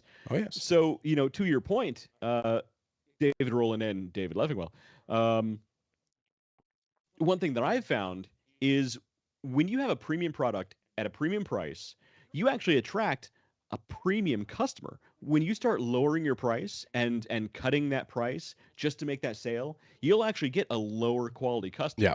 And I don't necessarily mean like bad people in all Yeah. cases, but you're gonna find you're gonna actually have customers that are higher maintenance than somebody who's willing to pay more. When you start cutting those prices, you're going to attract customers who are going to come in and they're going to want X, Y, and Z for free. They're Yeah. going to have a lot more add-ons that they're going to want you to tack on there because they've already talked you down once. They're going to try and do it Yep. again. And they're Versus somebody also, who pays that premium price, they're going to be in the world of, look, that's the price, that's what I'm going to pay, that's the service I'm getting. A lot of Mhm. times you'll actually follow up with them and you'll say, hey, how's everything going? And they're like, yeah, I haven't really had a chance to look at it. We're good. We're like, okay, I'm Yeah. just checking up with you. All right, we'll let you know. Leave me alone. Awesome, that's cool. Versus customers constantly calling you because they talked you down in price. Yep. They want that cheap product, but they also want X, Y, and Z for free. They need help doing this. They need help doing that. They want, They don't want to pay for any of it, of yeah, course. they want more for less. And you'll also That's find exactly it. when you get there, and I think not next week because I'm busier and crap next week. The week after, some week in November, I'm thinking about just taking a week off because I really haven't taken a vacation this year. So, everything I've done has been business trips. So I'm thinking about doing a vacation, and I think the Underdog Journey might have its first PowerPoint. Uh, Oh, power! Whoa, we're going high high I end think we here. might I think we Getting might a have our I PowerPoint. think we might have our first Oh PowerPoint, and my. we're going to talk about this very thing, and it's going to be the sales Okay. arc. And so you have at the bottom corner, and I've demonstrated this. You got your vertical line, you got your horizontal line, and you have your customer base goes from the bottom left hand corner. These are your people that these are people we were just talking about. These are the people that are trying to get as much out of you. They want you to lower your price. They want you to chase down, Mm-hmm. and you're going to build a box around them. You should never market or go after these customers, but they're Mm-hmm. there. But then you're going to arc up, and then you have at the tip top. These are the people that go to industry trade shows. They're part of it. They're embedded into your ecosphere, and they are. We had a drink. I said ecosphere. Ah, I got to drink to that one. All right. All right, so they're embedded into your way of life, into your markets, into what you're doing. So they're going to come to you and ask. So you really shouldn't spend too much time marketing to them. They're doing it themselves. Right. The people at that bottom left-hand corner, when you tell somebody that, hey, you need to do this, this, this, and this, the immediate response that you get is their customers, like if you're a B2B customer, that's business to business customer, and then there to the consumer, they immediately start thinking about this box down here. And those people that are asking for you to lower your price, they're Mm-hmm. asking to get more than they paid for. They're asking for premium hours at regular price. These are also the people that are paying late, that are 60, 90, 120 days getting paid. If you get paid and you don't have to chase it Mm-hmm. down, that's where that box is. And these are the customers again. The consequence of lowering your price is you're going to grow that box. That's not the Right. box you want to. You want to grow the box at the top. The top is the lowest or the lower input, the higher return. Mm-hmm. So your return on investment's Right. much higher at the top right hand corner than your bottom left hand corner. And it never fails that people are worried about losing their worst customers. And it blows my mind. It takes me drawing this. I usually have a whiteboard, and if anybody knows me, love a whiteboard. Um, You love a I whiteboard. do love a whiteboard. And so I draw it out and I ask them point blank, why do you want to grow your worst segment of customers? Why? Mm-hmm. Why are you doing it? And Yeah. usually they break and go, okay, what are you recommending? And then we start digging into, depending on who we're doing, what their business is, then we get into where can we grow, and we grow those customers that are paid, they pay on time. I had customers Mm-hmm. that used to call and say, hey, we want this January service. Can we pay for it in December so we can get it in before the end of the year? Those are the Yeah. customers that I want. But Exactly. I was also the guy that said, hey, um, I'm ordering parts that I need in January. Can you go ahead and bill me this year so I can counteract the Yeah. people that are paying me early so it helps me out on taxes? That's funny. So, yeah. So David Rowland says, don't forget you can also fire customers, especially drains on your time with no sales, just promises. Yes. That's a big one. I've That's really I important. have People don't yes, realize. I have I fired fired more. clients in the Yes. past. I have fired Yeah, more customers than have ever fired me. right. I fired clients in the past, and it's something people need to learn. I mean, if you're spending more time than it's worth, Yeah. it ain't worth it. All right, so that was number one, understanding the consequences of lowering your prices. Number two, focus on increasing the perceived value. So we've talked about perceived Yep. value in the All past right. also, and that's the Palesi All the thing. That's stuff the I pay said less, about shoot thing you were Palesi, talking about. cut and paste into here. Right. That's Yes. it. So the perceived value you need. I mean, there's a reason why you're a premium product at a premium price. That's you need to have the perceived value of being that premium product. I mean, you can't just give the exact same product, exact same presentation as somebody who's half your price and expect the same results. Sometimes you can, but generally speaking, you need to have the perceived value. You need to put it out there into the world that we are a premium product for reasons X, Y, and Z. Yeah. Yeah, don't compare me to it is what's a good retailer? I don't even know. I mean, they're all shit now, so it's tough. Like Um any retailer yeah, a retailer. So let's say I want to buy some clothing. So who sells um clothes, I don't know.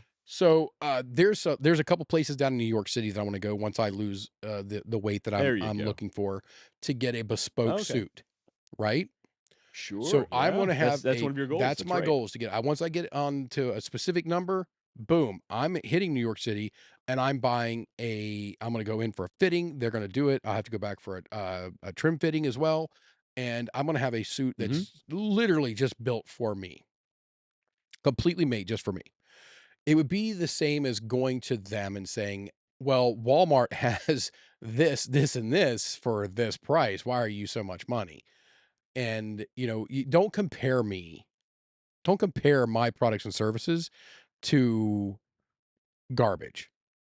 Don't compare my Right. don't compare my goods and services to trunk slammers. Don't compare my goods and services to I don't know what brand Walmart has it with Champion, maybe. I don't know. Champion's still over there? I don't know. I don't know. I don't have a clue. I have no I'm not idea. down with the know of what's cool. I know Champion used to be a low end brand, but I think it actually is kind of jumped up there a bit.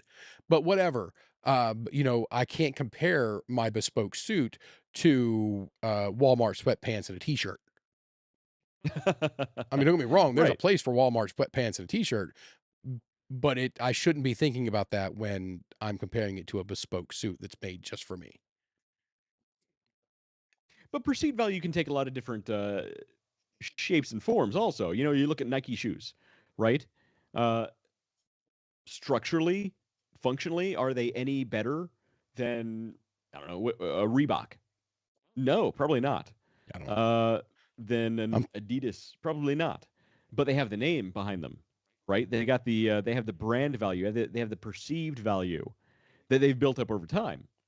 we're So, killing we're perceived killing the value can EH take a lot of Taylor. forms depending on your product or service. What's that? We're killing the EH Taylor.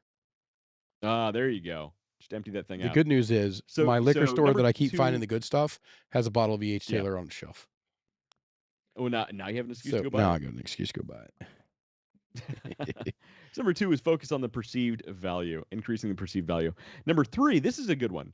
This is clients seek transformation, not discounts. What this breaks down to is your clients or customers, they're looking for what you can do for them, not necessarily the discount. If they're just looking for a discount, they care less about the product and more about the discount. Those aren't the clients you want anyway. Those aren't the customers you want. Customers you want are the customers who are focused on how you're going to solve the problem that they need solved. Because that's all any product or service is in the entire world. Mhm. It's there to do one thing, solve a problem. And you want the customers who need something that's going to solve their problem the best. Yeah, I'm If doing if this. you're only finding customers who are just looking for a discount, they don't care about your product really. They just want the discount. And there are those people out there, but you don't want to deal with them. Yeah, you shouldn't deal with them. Yeah. So how one way that I've dealt with customers like this is, I made them an offer they if a couldn't customer comes refuse. to me and they say, I need this thing, but I need it to be at this price because other people are doing it for this price. And I say, okay. So why are you coming to me if these other people have these things at a better price? Well, you have a reputation for doing X, Y, and Z. I like what you did over here. I like that thing that you did over here. I like that part of your website that says this. It seemed like a good fit. I'm like, so these are things the other people didn't have. Well, yeah, you just seem to do it a little better. That's why Like, I cost well, more. I mean, that's why I cost more. Exactly. If I were to lower the quality of my service or take out X, Y, and Z services to essentially be providing the same thing that these Mhm. other people do, would you still come to me? Eh, Probably not. That's why you come to me. That's why the Yeah. delta in the price is different. Yeah. Yep. And that's Absolutely. really what it comes down to. You can go with a competitor, that's fine. Just know you're getting a lower quality product or service. That's your choice to make. And I've lost clients that way also. Some clients are like, all right, I mean, if you can't lower, you can't lower. They try to play the, buying a used car from me game. And I look, that's fine. Yeah. If they want to play that game, they can go play it over there. In the meantime, it costs what it costs. You know what I mean? Yeah. Absolutely. You're not going to argue. You're not going to get an argument from me over here, bud. That's just not going to happen. Yeah, I mean, we've made the argument that why you should raise your prices instead of lowering them Yeah. That's in the past. it's one of my things is you think you're like, hey, I might need to lower my price. First thing you need to do before you lower your price is raise it 10%. I mean, That's exactly it. almost immediately. Almost immediately. Yeah. Do it by 10%. See what happens. Yeah. And even just as an experiment, raise it 10%. Because one thing that also does is increase the perceived value of the Yeah. product itself. Yeah. And then what you could always technically do, uh, this is, look, I'm not naming specific companies that I may or may not have worked for, but this is the mattress sale thing. This is, what they do is they actually increase their prices to begin with by 25%. And then every other week they'll put their product on a 10% discount. Oh, And you think you're getting a heck of a deal. it's like trying to shop at Kohl's. It's the worst. it I'm not is. suggesting you do that. Yeah, I'm just saying other don't shop. companies do Yeah, that don't to do great that. success. I'm not a big fan of sales.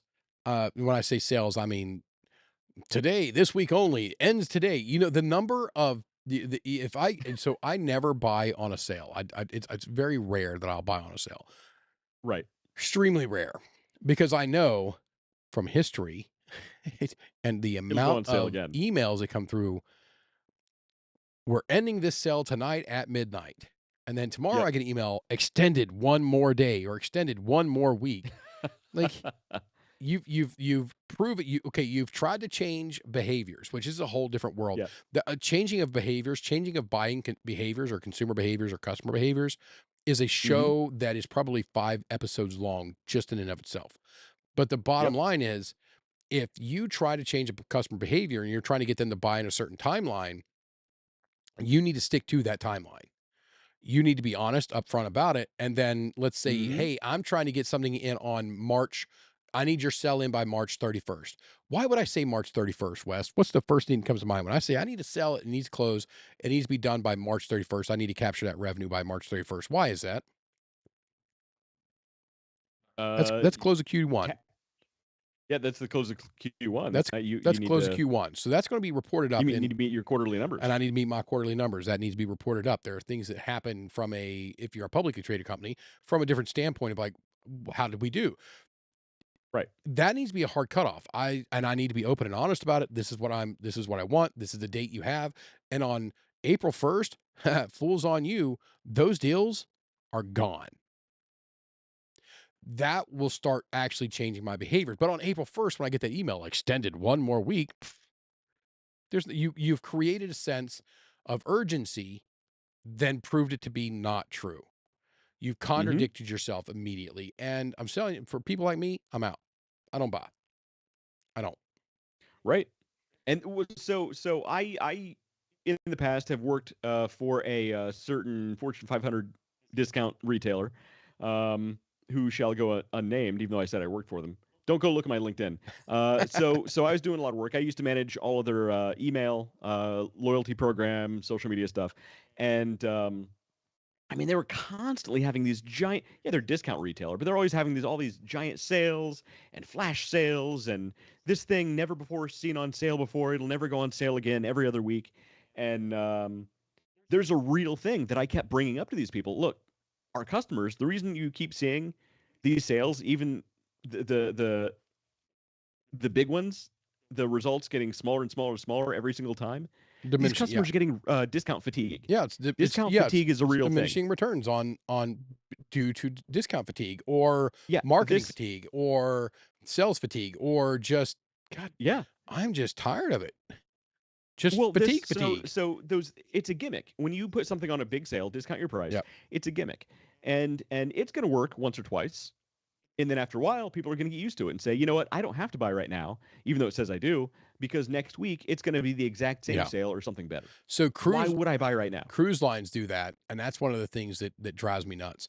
It'll say $200 deposit or something like this, or $100 on ship credit, uh, children cruise for free or something, some mixture of that. Mhm. It ends on this day, but it's always the same deal all the time, 24/7, 365, always the Right. same deal. And there are laws. Kohl's got into big trouble about this a number of years back about going on sale. You can only call something a sell if it goes on to regular price for X amount of time. And Yeah. the big company, there was a big brouhaha about this one.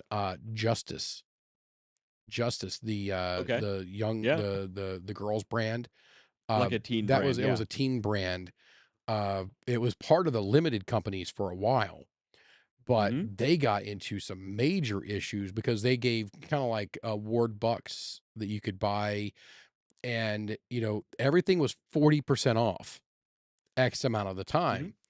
But they had to meet the law requirements saying that so that the 40% off only lasted so long and then things went back to full price. But you could Right. never use your reward bucks during the 40% off times. They only Right. corresponded with Yep. the times when everything was full price, which essentially set everything back to 40% off. So Yep. They got, I mean, they're out of business now, so I mean, there's a reason. Well, Go figure. they don't have any physical stores. They actually sell they're a Walmart brand now. They have a section in Walmart now. Oh, okay. Yeah. So Walmart bought it's a good look. It's a good brand to buy. The Fortune 500 company that I worked for that said File bankruptcy. it was definitely giving customers discount fatigue. I left because they were doing some things I didn't particularly care for. And guess what? This maybe a couple months ago, they filed for bankruptcy. They were acquired. They filed for bankruptcy. Then they were acquired, and the private equity who bought them will probably build them up to a certain degree and then sell them off. They'll do the who But was they it? were doing some things I didn't particularly agree with. They'll do so private equity right now. I'm gonna call it everybody that's looking to buy a place like that has a brick and mortar location is looking to do what we call the Red Lobster, now. That's it. Oh, we So, could do a whole show just on Red Lobster. so for those of you guys who don't know, the private equity companies set up a for all the corporate owned Red Lobsters, and I'm not going to get to particulars of this correct because I literally I laughed at it so hard. Was like, oh my god, this is genius and stupid all in one breath. Bottomless shrimp, man. Yeah. So basically they couldn't afford these places. So they set up another company and these places, these individual restaurants had to lease from another company that was owned by the same exact um uh, uh, private equity group Parent company. parent company, private Yeah. equity or venture capitalist, whichever one it was. And so these people were raking in money hand over fist on one side, but losing money on the actual restaurant side. And Right. I was just sitting here watching. I was like, you want to talk Well, about so that's where the spooky bottomless books? shrimp thing Yeah. came from. Yeah. And that's what killed him in the end. So all the corporate-owned Red Lobsters were forced to buy all their shrimp from this one company, who was also owned by the same private Yeah. equity. So the private equity was making all their money from the shrimp company because all of the Red Lobsters they owned had to buy their shrimp from this company, right? So while the Red Lobsters are going down, and they knew the Red Lobsters were going to go out of business, they were just using this as a quick, cash injection. They were making money. Yeah. Well, quick over the course of multiple years was this cash injection. Yeah. But this was a designed failure. Yeah. They did this specifically to milk that cow for all it was worth before they shut down the Red Lobsters. So That's exactly what they did. So if I was the VC or the PE, the private equity on this, I would have at that point started selling off, breaking out and selling basically licensing just the name. hmm So just the name, you run the business the way that you want. And now it becomes franchise is what you're saying. well, not franchise. It's going to be West Carnahan's Red Lobster. It's going to be Okay. Steve's Well, Red see, Lobster. maybe. So I'm not now sure they Red can Lobster get rid of things. you could really do that with. I mean, it's a seafood Well, place. because seafood's pretty niche, right? And when you're talking like middle of the country, in Which is why I don't eat much seafood. In Omaha, right? You're not going to find a good source for your seafood.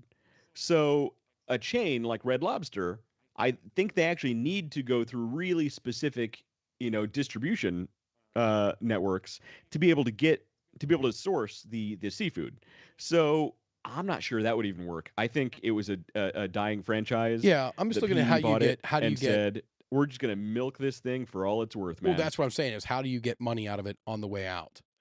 Because there is and still they did it. there's still market for a lot of Red Lobsters. I'm not a fan. I like their biscuits. I liked Red Lobster. I thought it was great. Yeah, I'm not a seafood. I lived in Southern Ohio. There's no ocean there. There's no seafood.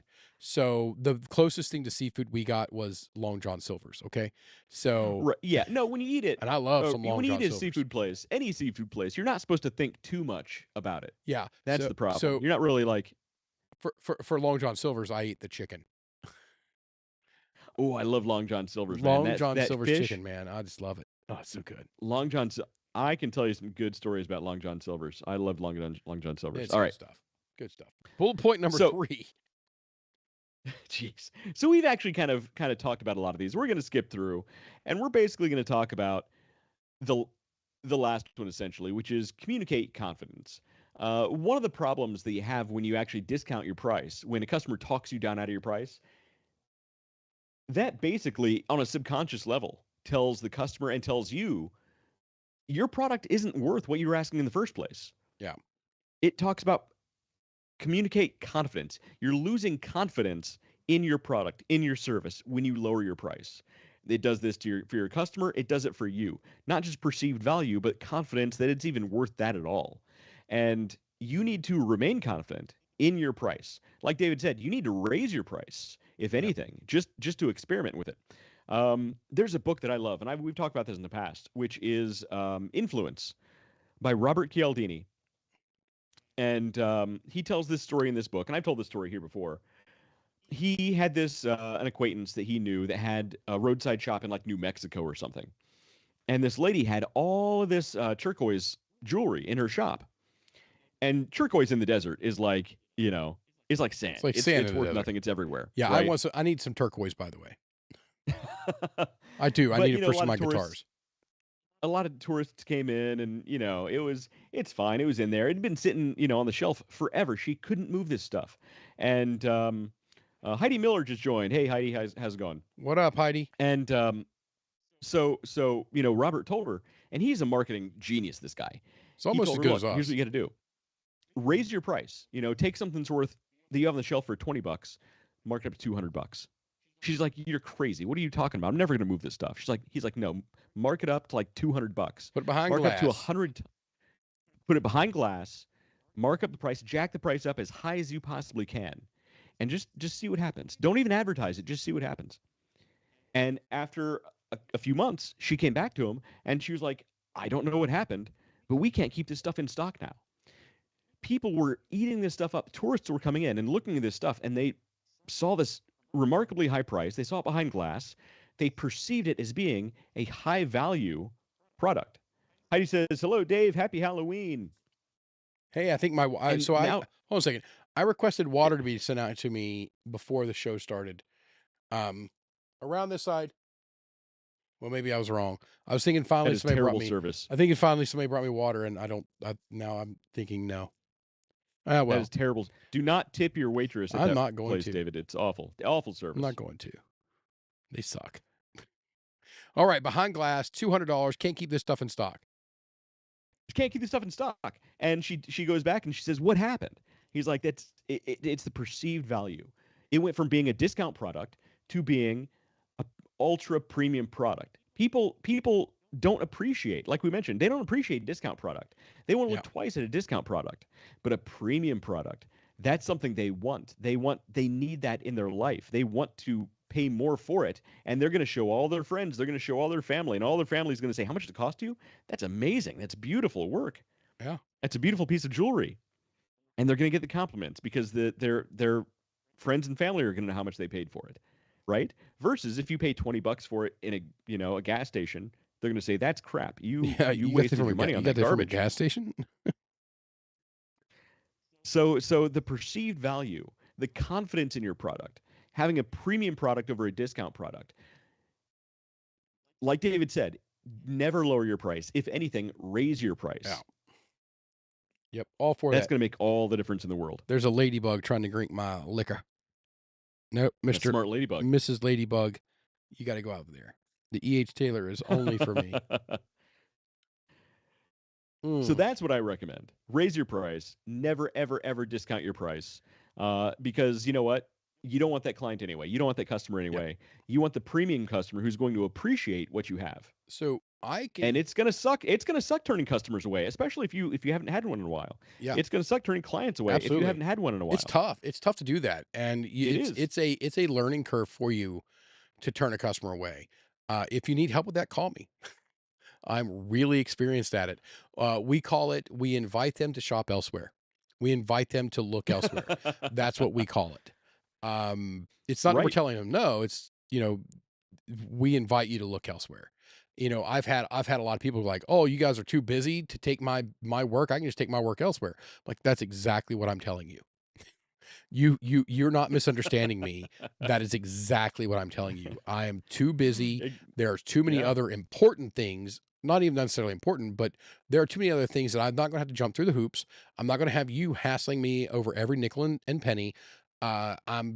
It's literally not worth my time to deal with you. So, and that's another thing too, is from a perceived value standpoint, being very easy to do business with. Right. Simplification. The ease of doing business, how easy a company is, or that's what we're talking about, being a company. How easy a company is to do business with ranks higher than the price Mm-hmm. of whether a person will do Oh business yeah. with What? them. Yeah. So, If you're more expensive, but you're also significantly more easy to deal with, yes, for a lot of people, that's going to make up the difference right there. absolutely. So this we've actually covered this before as far as a value brand goes. When you're a value brand, you have stripped all of these other things away. They're gone. Mm-hmm. You have one arrow in your quiver, and that is price. That's it. And there's That's it. only one way you can go with that price, and that is down. Mm-hmm. At some point, your VCM, your margin, that is your margin is going to become an issue. Uh, Which is Discounting, a big problem on Amazon. well, yes, a huge problem for people who try to sell on For Amazon. Amazon sellers, nobody makes money on Amazon anymore. Yeah, Mainly for this reason. yeah. So it's better to throw up. It would be better for you to put a product on Amazon and list it as out of stock to Amazon, so Mm-hmm. you get the free listing. Um, and in your description and whatnot, have a link to your website to send them over there to buy directly from you. There you go. Uh, don't That's tell funny. Amazon I said that, but that would be Jeff better. Bezos is watching. Yeah, Jeff and I, no, me and Jeff, yeah, the weekly poker game. That's about all we spend together. Um, Yeah, old Jeff. old He's a good Jeff, guy. yeah. So I actually have Old. no clue. It's what we like to call him. It's old Jeff. To be honest, I know the least of the uber rich people. He's probably one of the guys I know the least about. So uh, he might be cool. I don't know. He might drink with me. I don't know. And that's really how I base whether I think a person's cool or not. Is whether they'll drink, have a If he cigar, drinks with you. have a cigar, and have a steak. If we can do a steak dinner and then have a Ooh. cigar and bourbon afterwards, Yeah. to be honest, I don't care who you are, whether you're a billionaire, a millionaire, or are Steve. I don't care. Those are the things. That's where you get your rankings from for me, because I'm not looking to get anything out of anybody. So, you know, I want to have a nice conversation, a good dinner, and then I mean, there is nothing like having a conversation over a cigar and bourbon, man. There's just nothing like it. Nothing, That would be a good. That would be a good podcast. Just set up a camera, cigars, and bourbon, dude. and get like high end people to come on and just smoke a cigar and drink a bourbon and just shoot the breeze. That'd be a cool show, That man. would I'd watch be. that. I'd watch that too. I'd host that because that means I get to drink more bourbon and smoke more cigars We need to make this happen, with cool David. people, with awesome people. With cool people. Let's make this No happen. lamos. No lamos. No, come on. No lamos. Lamos hit the road. Lamos hit the road. Yeah, get out of here. I don't want nothing to do with you. You Scram. low class jerk. We're a premium We're a product. premium product. Yeah. So yeah. So like I was saying, is when you're that value brand, you've only got one thing, and that's your price. The price only goes one direction. It's down.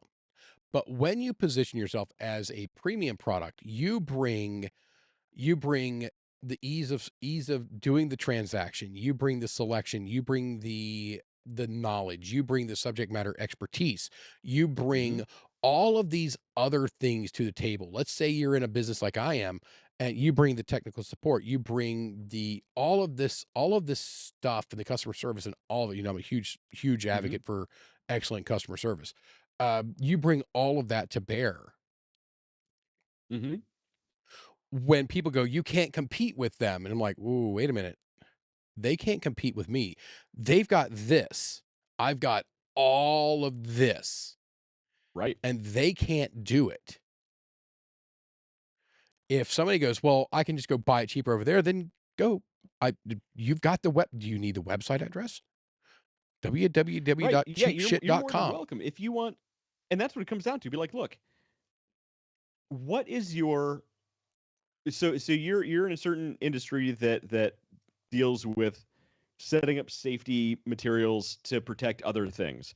Yeah. You can go to your clients, just go to those clients who threaten to go someplace else. Be like, okay, so these this stuff that you're trying to save from these different scenarios, what's that worth to you? Yeah. What's that worth to you? Is it worth saving that much money? Uh, because I'll tell you that delta in price, is it worth that delta in price? If your thing has this issue and you don't have X, Y, and Z pieces Yeah. of technology in place that I would offer, are you going to regret later not having those things in place? Mhm. Because that's the value right there. So And I'm gonna that's tell you, something you need to think about if you're going to go away. before I left Mike over there, and transferred over to where I am now. The last customer I fired, they called me up. They go, we had a history with them. I didn't want to work for them. They had another company call and beg me to come out and help them, and I said, I need in writing, they're going to pay the bill. There's no ifs, ands, buts Hmm. about it.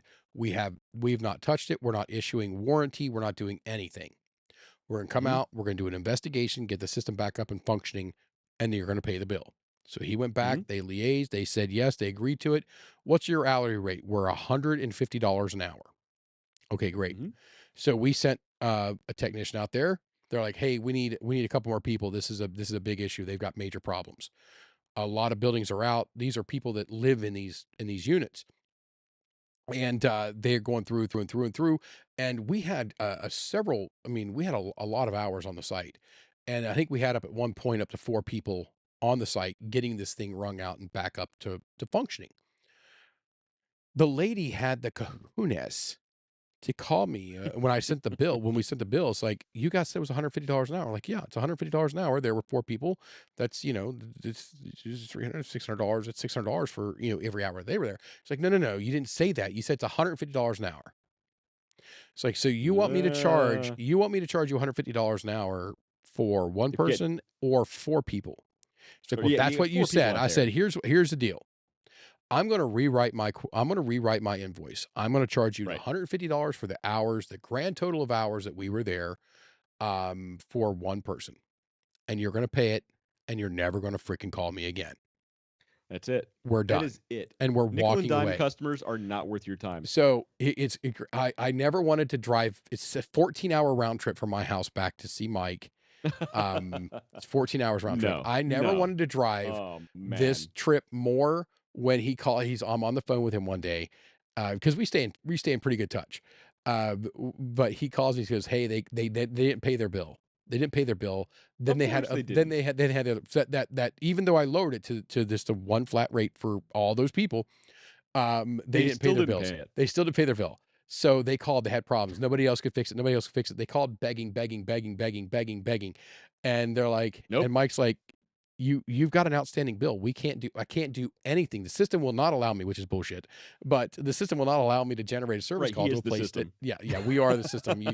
We're telling you to pound sand, until you pay. They're like, okay, okay, okay, fine, fine, fine, fine, fine. So they paid the bill, and they're calling, all right, now will you come out? And Mike goes, no.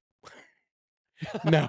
I love it. I like And Mike even more now. I gotta tell you, I never wanted to drive that 14-hour round trip Yeah. more just to go give that guy a hug than that right there, because that was just golden to me. That's Was awesome. yes, yes, you got it. And we're out. You got paid for the time that part of us was there, so we recovered Part some of of it. our Yeah. money, and we never have to deal with these people again, ever. Right. That's it. I mean, I was ready to file, an official harassment complaint against one of their people at one point. I mean, it was Sure. rough. Me, I go walking into some meetings. I had a guy with me. He was in a long sleeve, nice button up shirt and a sweater vest and dress slacks and dress shoes. And I'm sitting there in my work boots and my blue jeans and a shirt that just said the company logo on it. And this guy's in the room. He's like, "Well, Dave said this. Dave said this," and I'm just sitting there listening to him, going, "I didn't say any of that shit." But I let him keep digging that hole, digging that hole, digging that hole, and he just thought I was some technician or something, because that's exactly what I wanted the impression to be. Well, sure. Um, and the guy sitting next to me goes, "Well, let's just ask David. David, is that what you said?" And you could just see this guy's face go from ha ha ha to oh shit. he did Oh, not he didn't know that even I know was you were David David. because all we'd done is email corresponded, and it just it's Hilarious. proof that the people who originally, and this wasn't even originally our job, but somebody went in with a super low bid and they couldn't provide Mhm. the level and quality. They made it Well, you get what hard. you pay for. You get You get what you pay exactly. for. Yes. And they got what they paid for. And then they went to us. They got more than what they paid for, but that's just who we are. Life safety first. Everything else will follow. Except with them. They can get fucked.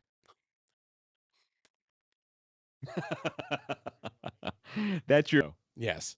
Except them. They can get fucked. Yeah, but we did. We invited them. It's That's very awesome. important to know when to invite some of your customers to other places. And as we were talking about earlier with that, the box I was drawing out there with the vertical line, and you have the arc going across. Don't try Mhm. to grow that bottom left-hand corner, man. You need to shrink that bottom left-hand corner. That's the customer that's going to cost you money. That's the customer looking for the discounts. That's there's nothing but headaches there. Walk away from it. Let somebody else have that problem. Right. We'll have to do that show soon is how to know Yep. when to fire a Oh, client. that's We'll awesome. do that show sometime That's soon. That's a awesome. good one. Because it's true. I think a lot of Yeah. when I eventually realized I could do that, it was a game changer. I mean, I Yeah. was like still in college doing, websites at the time, but I realized, yeah, no, you can go away now. Yeah. I used to get really worried. I don't know. I mean, I don't know if you've ever had to do this, but I used to get really worried. I'd be on a site and, somebody would be like, well, I'm calling your boss. And I'd be really nervous. I'm like, oh, shit, I'm going to get fired, or reprimanded at bare minimum. And, it took me a while to figure out that no, no. So when I became, one of the top dogs and I'd have I had the same rule that Mike had. I want to find out Mhm. from you. Never let me find out from the customer. That's the only thing you ever I'm gonna stand Right. behind you I got your back. Do not let me find out from the customer. You make that phone call to Sure. me first so that I'm That's a good prepared one. and I'm not going in like an idiot. So they call me, say, "Hey, Dave, this customer is gonna call you. They're pissed. They're blah, blah, blah, blah, blah. Don't worry about it, man. I got you." And they'd be like, "I demand they get fired, blah, blah, blah." I'm not doing that. I'm not doing that. Thank you so much for your time. We'll send you a final invoice. And I always kept a list of companies that qualified into that whole trunk slammer category. I kept a list of them Mhm. so that I could invite people. Hey, these are the people that are that are more aligned with what you do. And what is that? You're going to cause problems and possibly get me sued. So I want nothing to do with you.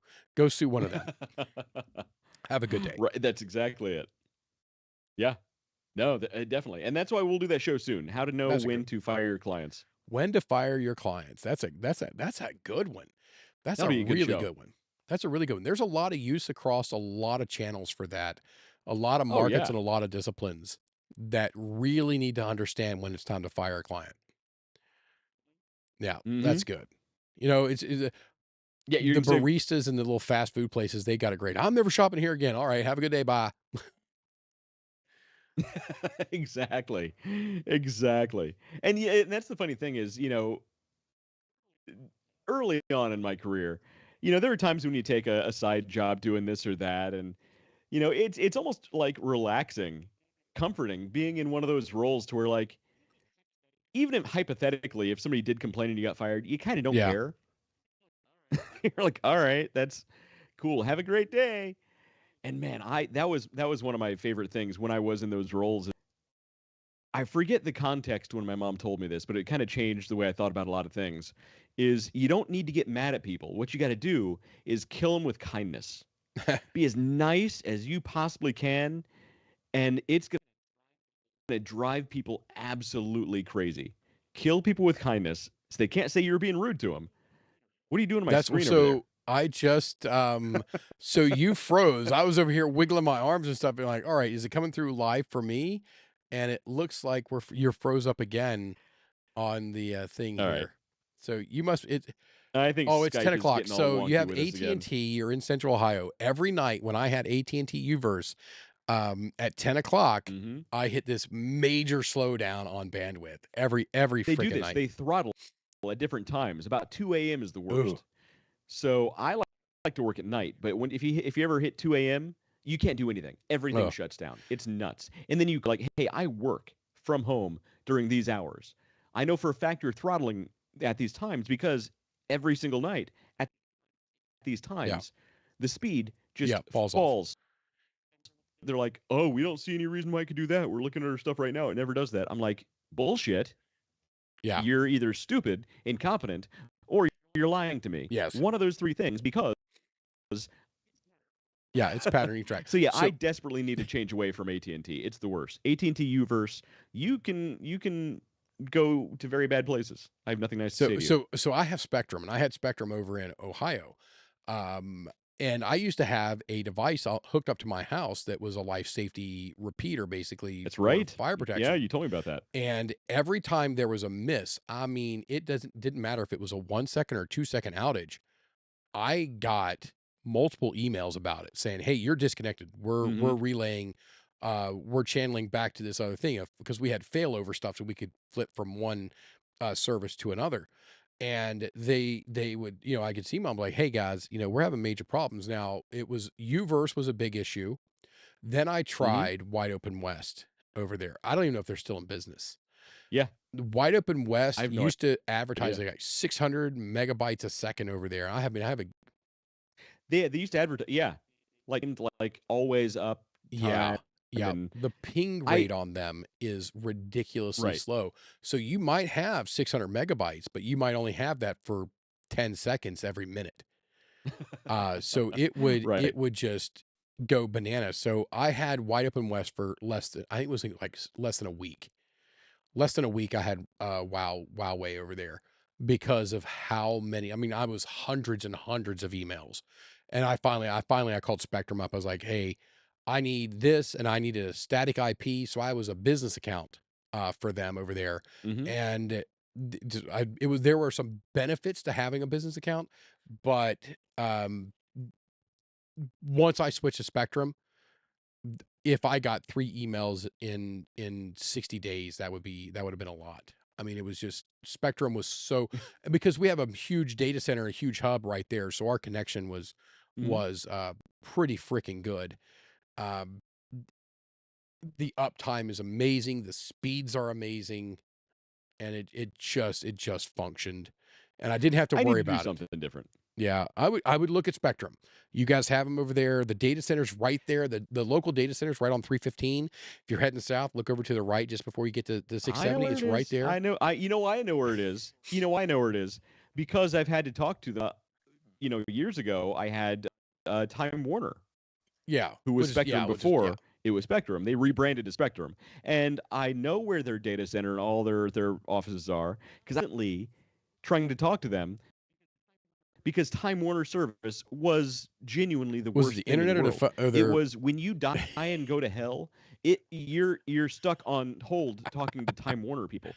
It was awful. They rebranded. I have like these. I have this scarred mind. uh I'm hesitant to go to Spectrum, even though I keep hearing good things. I heard it's good things been about Time amazing. Warner also. Up here where I am, I have Spectrum. It's gigabit. I have 1 gigabit internet. I have something like 30 or 50 meg upload speed. And I mean, I've never had an actual outage up here that's been other than Okay. power going out. Very rare do I lose power. Very rare. Most of our lines are underground up here now in the neighborhood, so it's pretty safe. It's pretty secure, and it's ah, I'll tell you, I love not having to worry about it. And No Spectrum doubt. gave me that ability to just again, All ease right. of doing I'll business. I have it set up for auto pay, and their prices do get after the first year, the prices do go up. Um, but it's not up enough to where I'm arguing with them at this point. I just pay it and right. it's That's a done. big one. But the speeds I ask for with everything that's going on in my house, at any given my freaking stove for some reason connects to the internet. I don't know why. You can't do anything with it. But Weird. The Internet of Things Yeah. is just weird. It's like, why the hell Yeah. is my stove connect? It's like I can go on my Samsung phone and say, "Oh, here we go. Turn this set and preset it," and then it tells me to go to my stove and turn it on. That's pretty funny. It'll take the presets, but I just got to go hit the start button. So if I'm already gonna be able to hit the start button, I can hit 2 other buttons and turn my damn stove So on. yeah, why do you need the? Yeah, that's Yeah. hilarious. Yeah. But you know, if you had a Tesla bot, the Tesla bot could go do that Yeah, for my you. Tesla bot could do that. My female Tesla bot could go do that. It's been a good Anyway, cigar, all right. man. I think It my was a internet good connection's piece. breaking down. It looks like a great cigar. It's a But great no, cigar. so I think my internet connection's starting to shut down, or the Facebook, whatever, starting to shut down. I'm looking down on my phone over here. It looks like it's. Yeah. Yeah, So you're I'm getting not even sure if you're getting a people are little hearing choppy. most of what I'm saying. So we should probably go ahead and wrap this up. Been going for more than 2 hours. Yeah, So right David, about 2 hours. big question: are you coming into town next week I should for be the there. show I should be coming in, not for the show. I'll be doing the show from here. I fly back on from Thursday? Virginia. I fly back from Virginia to New York. I got some changes done. We'll talk about it after the show. So I'm gonna All hit a right. button. So you'll be in your home office. Yeah, I'll be in my home office on Thursday. I'll All be right. doing it So from inside. I won't be back out here. well, hopefully the world hasn't ended Yeah. next week. We'll find out. Stay tuned. In the meantime, I've been Wes. This guy's been David. We sort of have an internet connection, and we'll see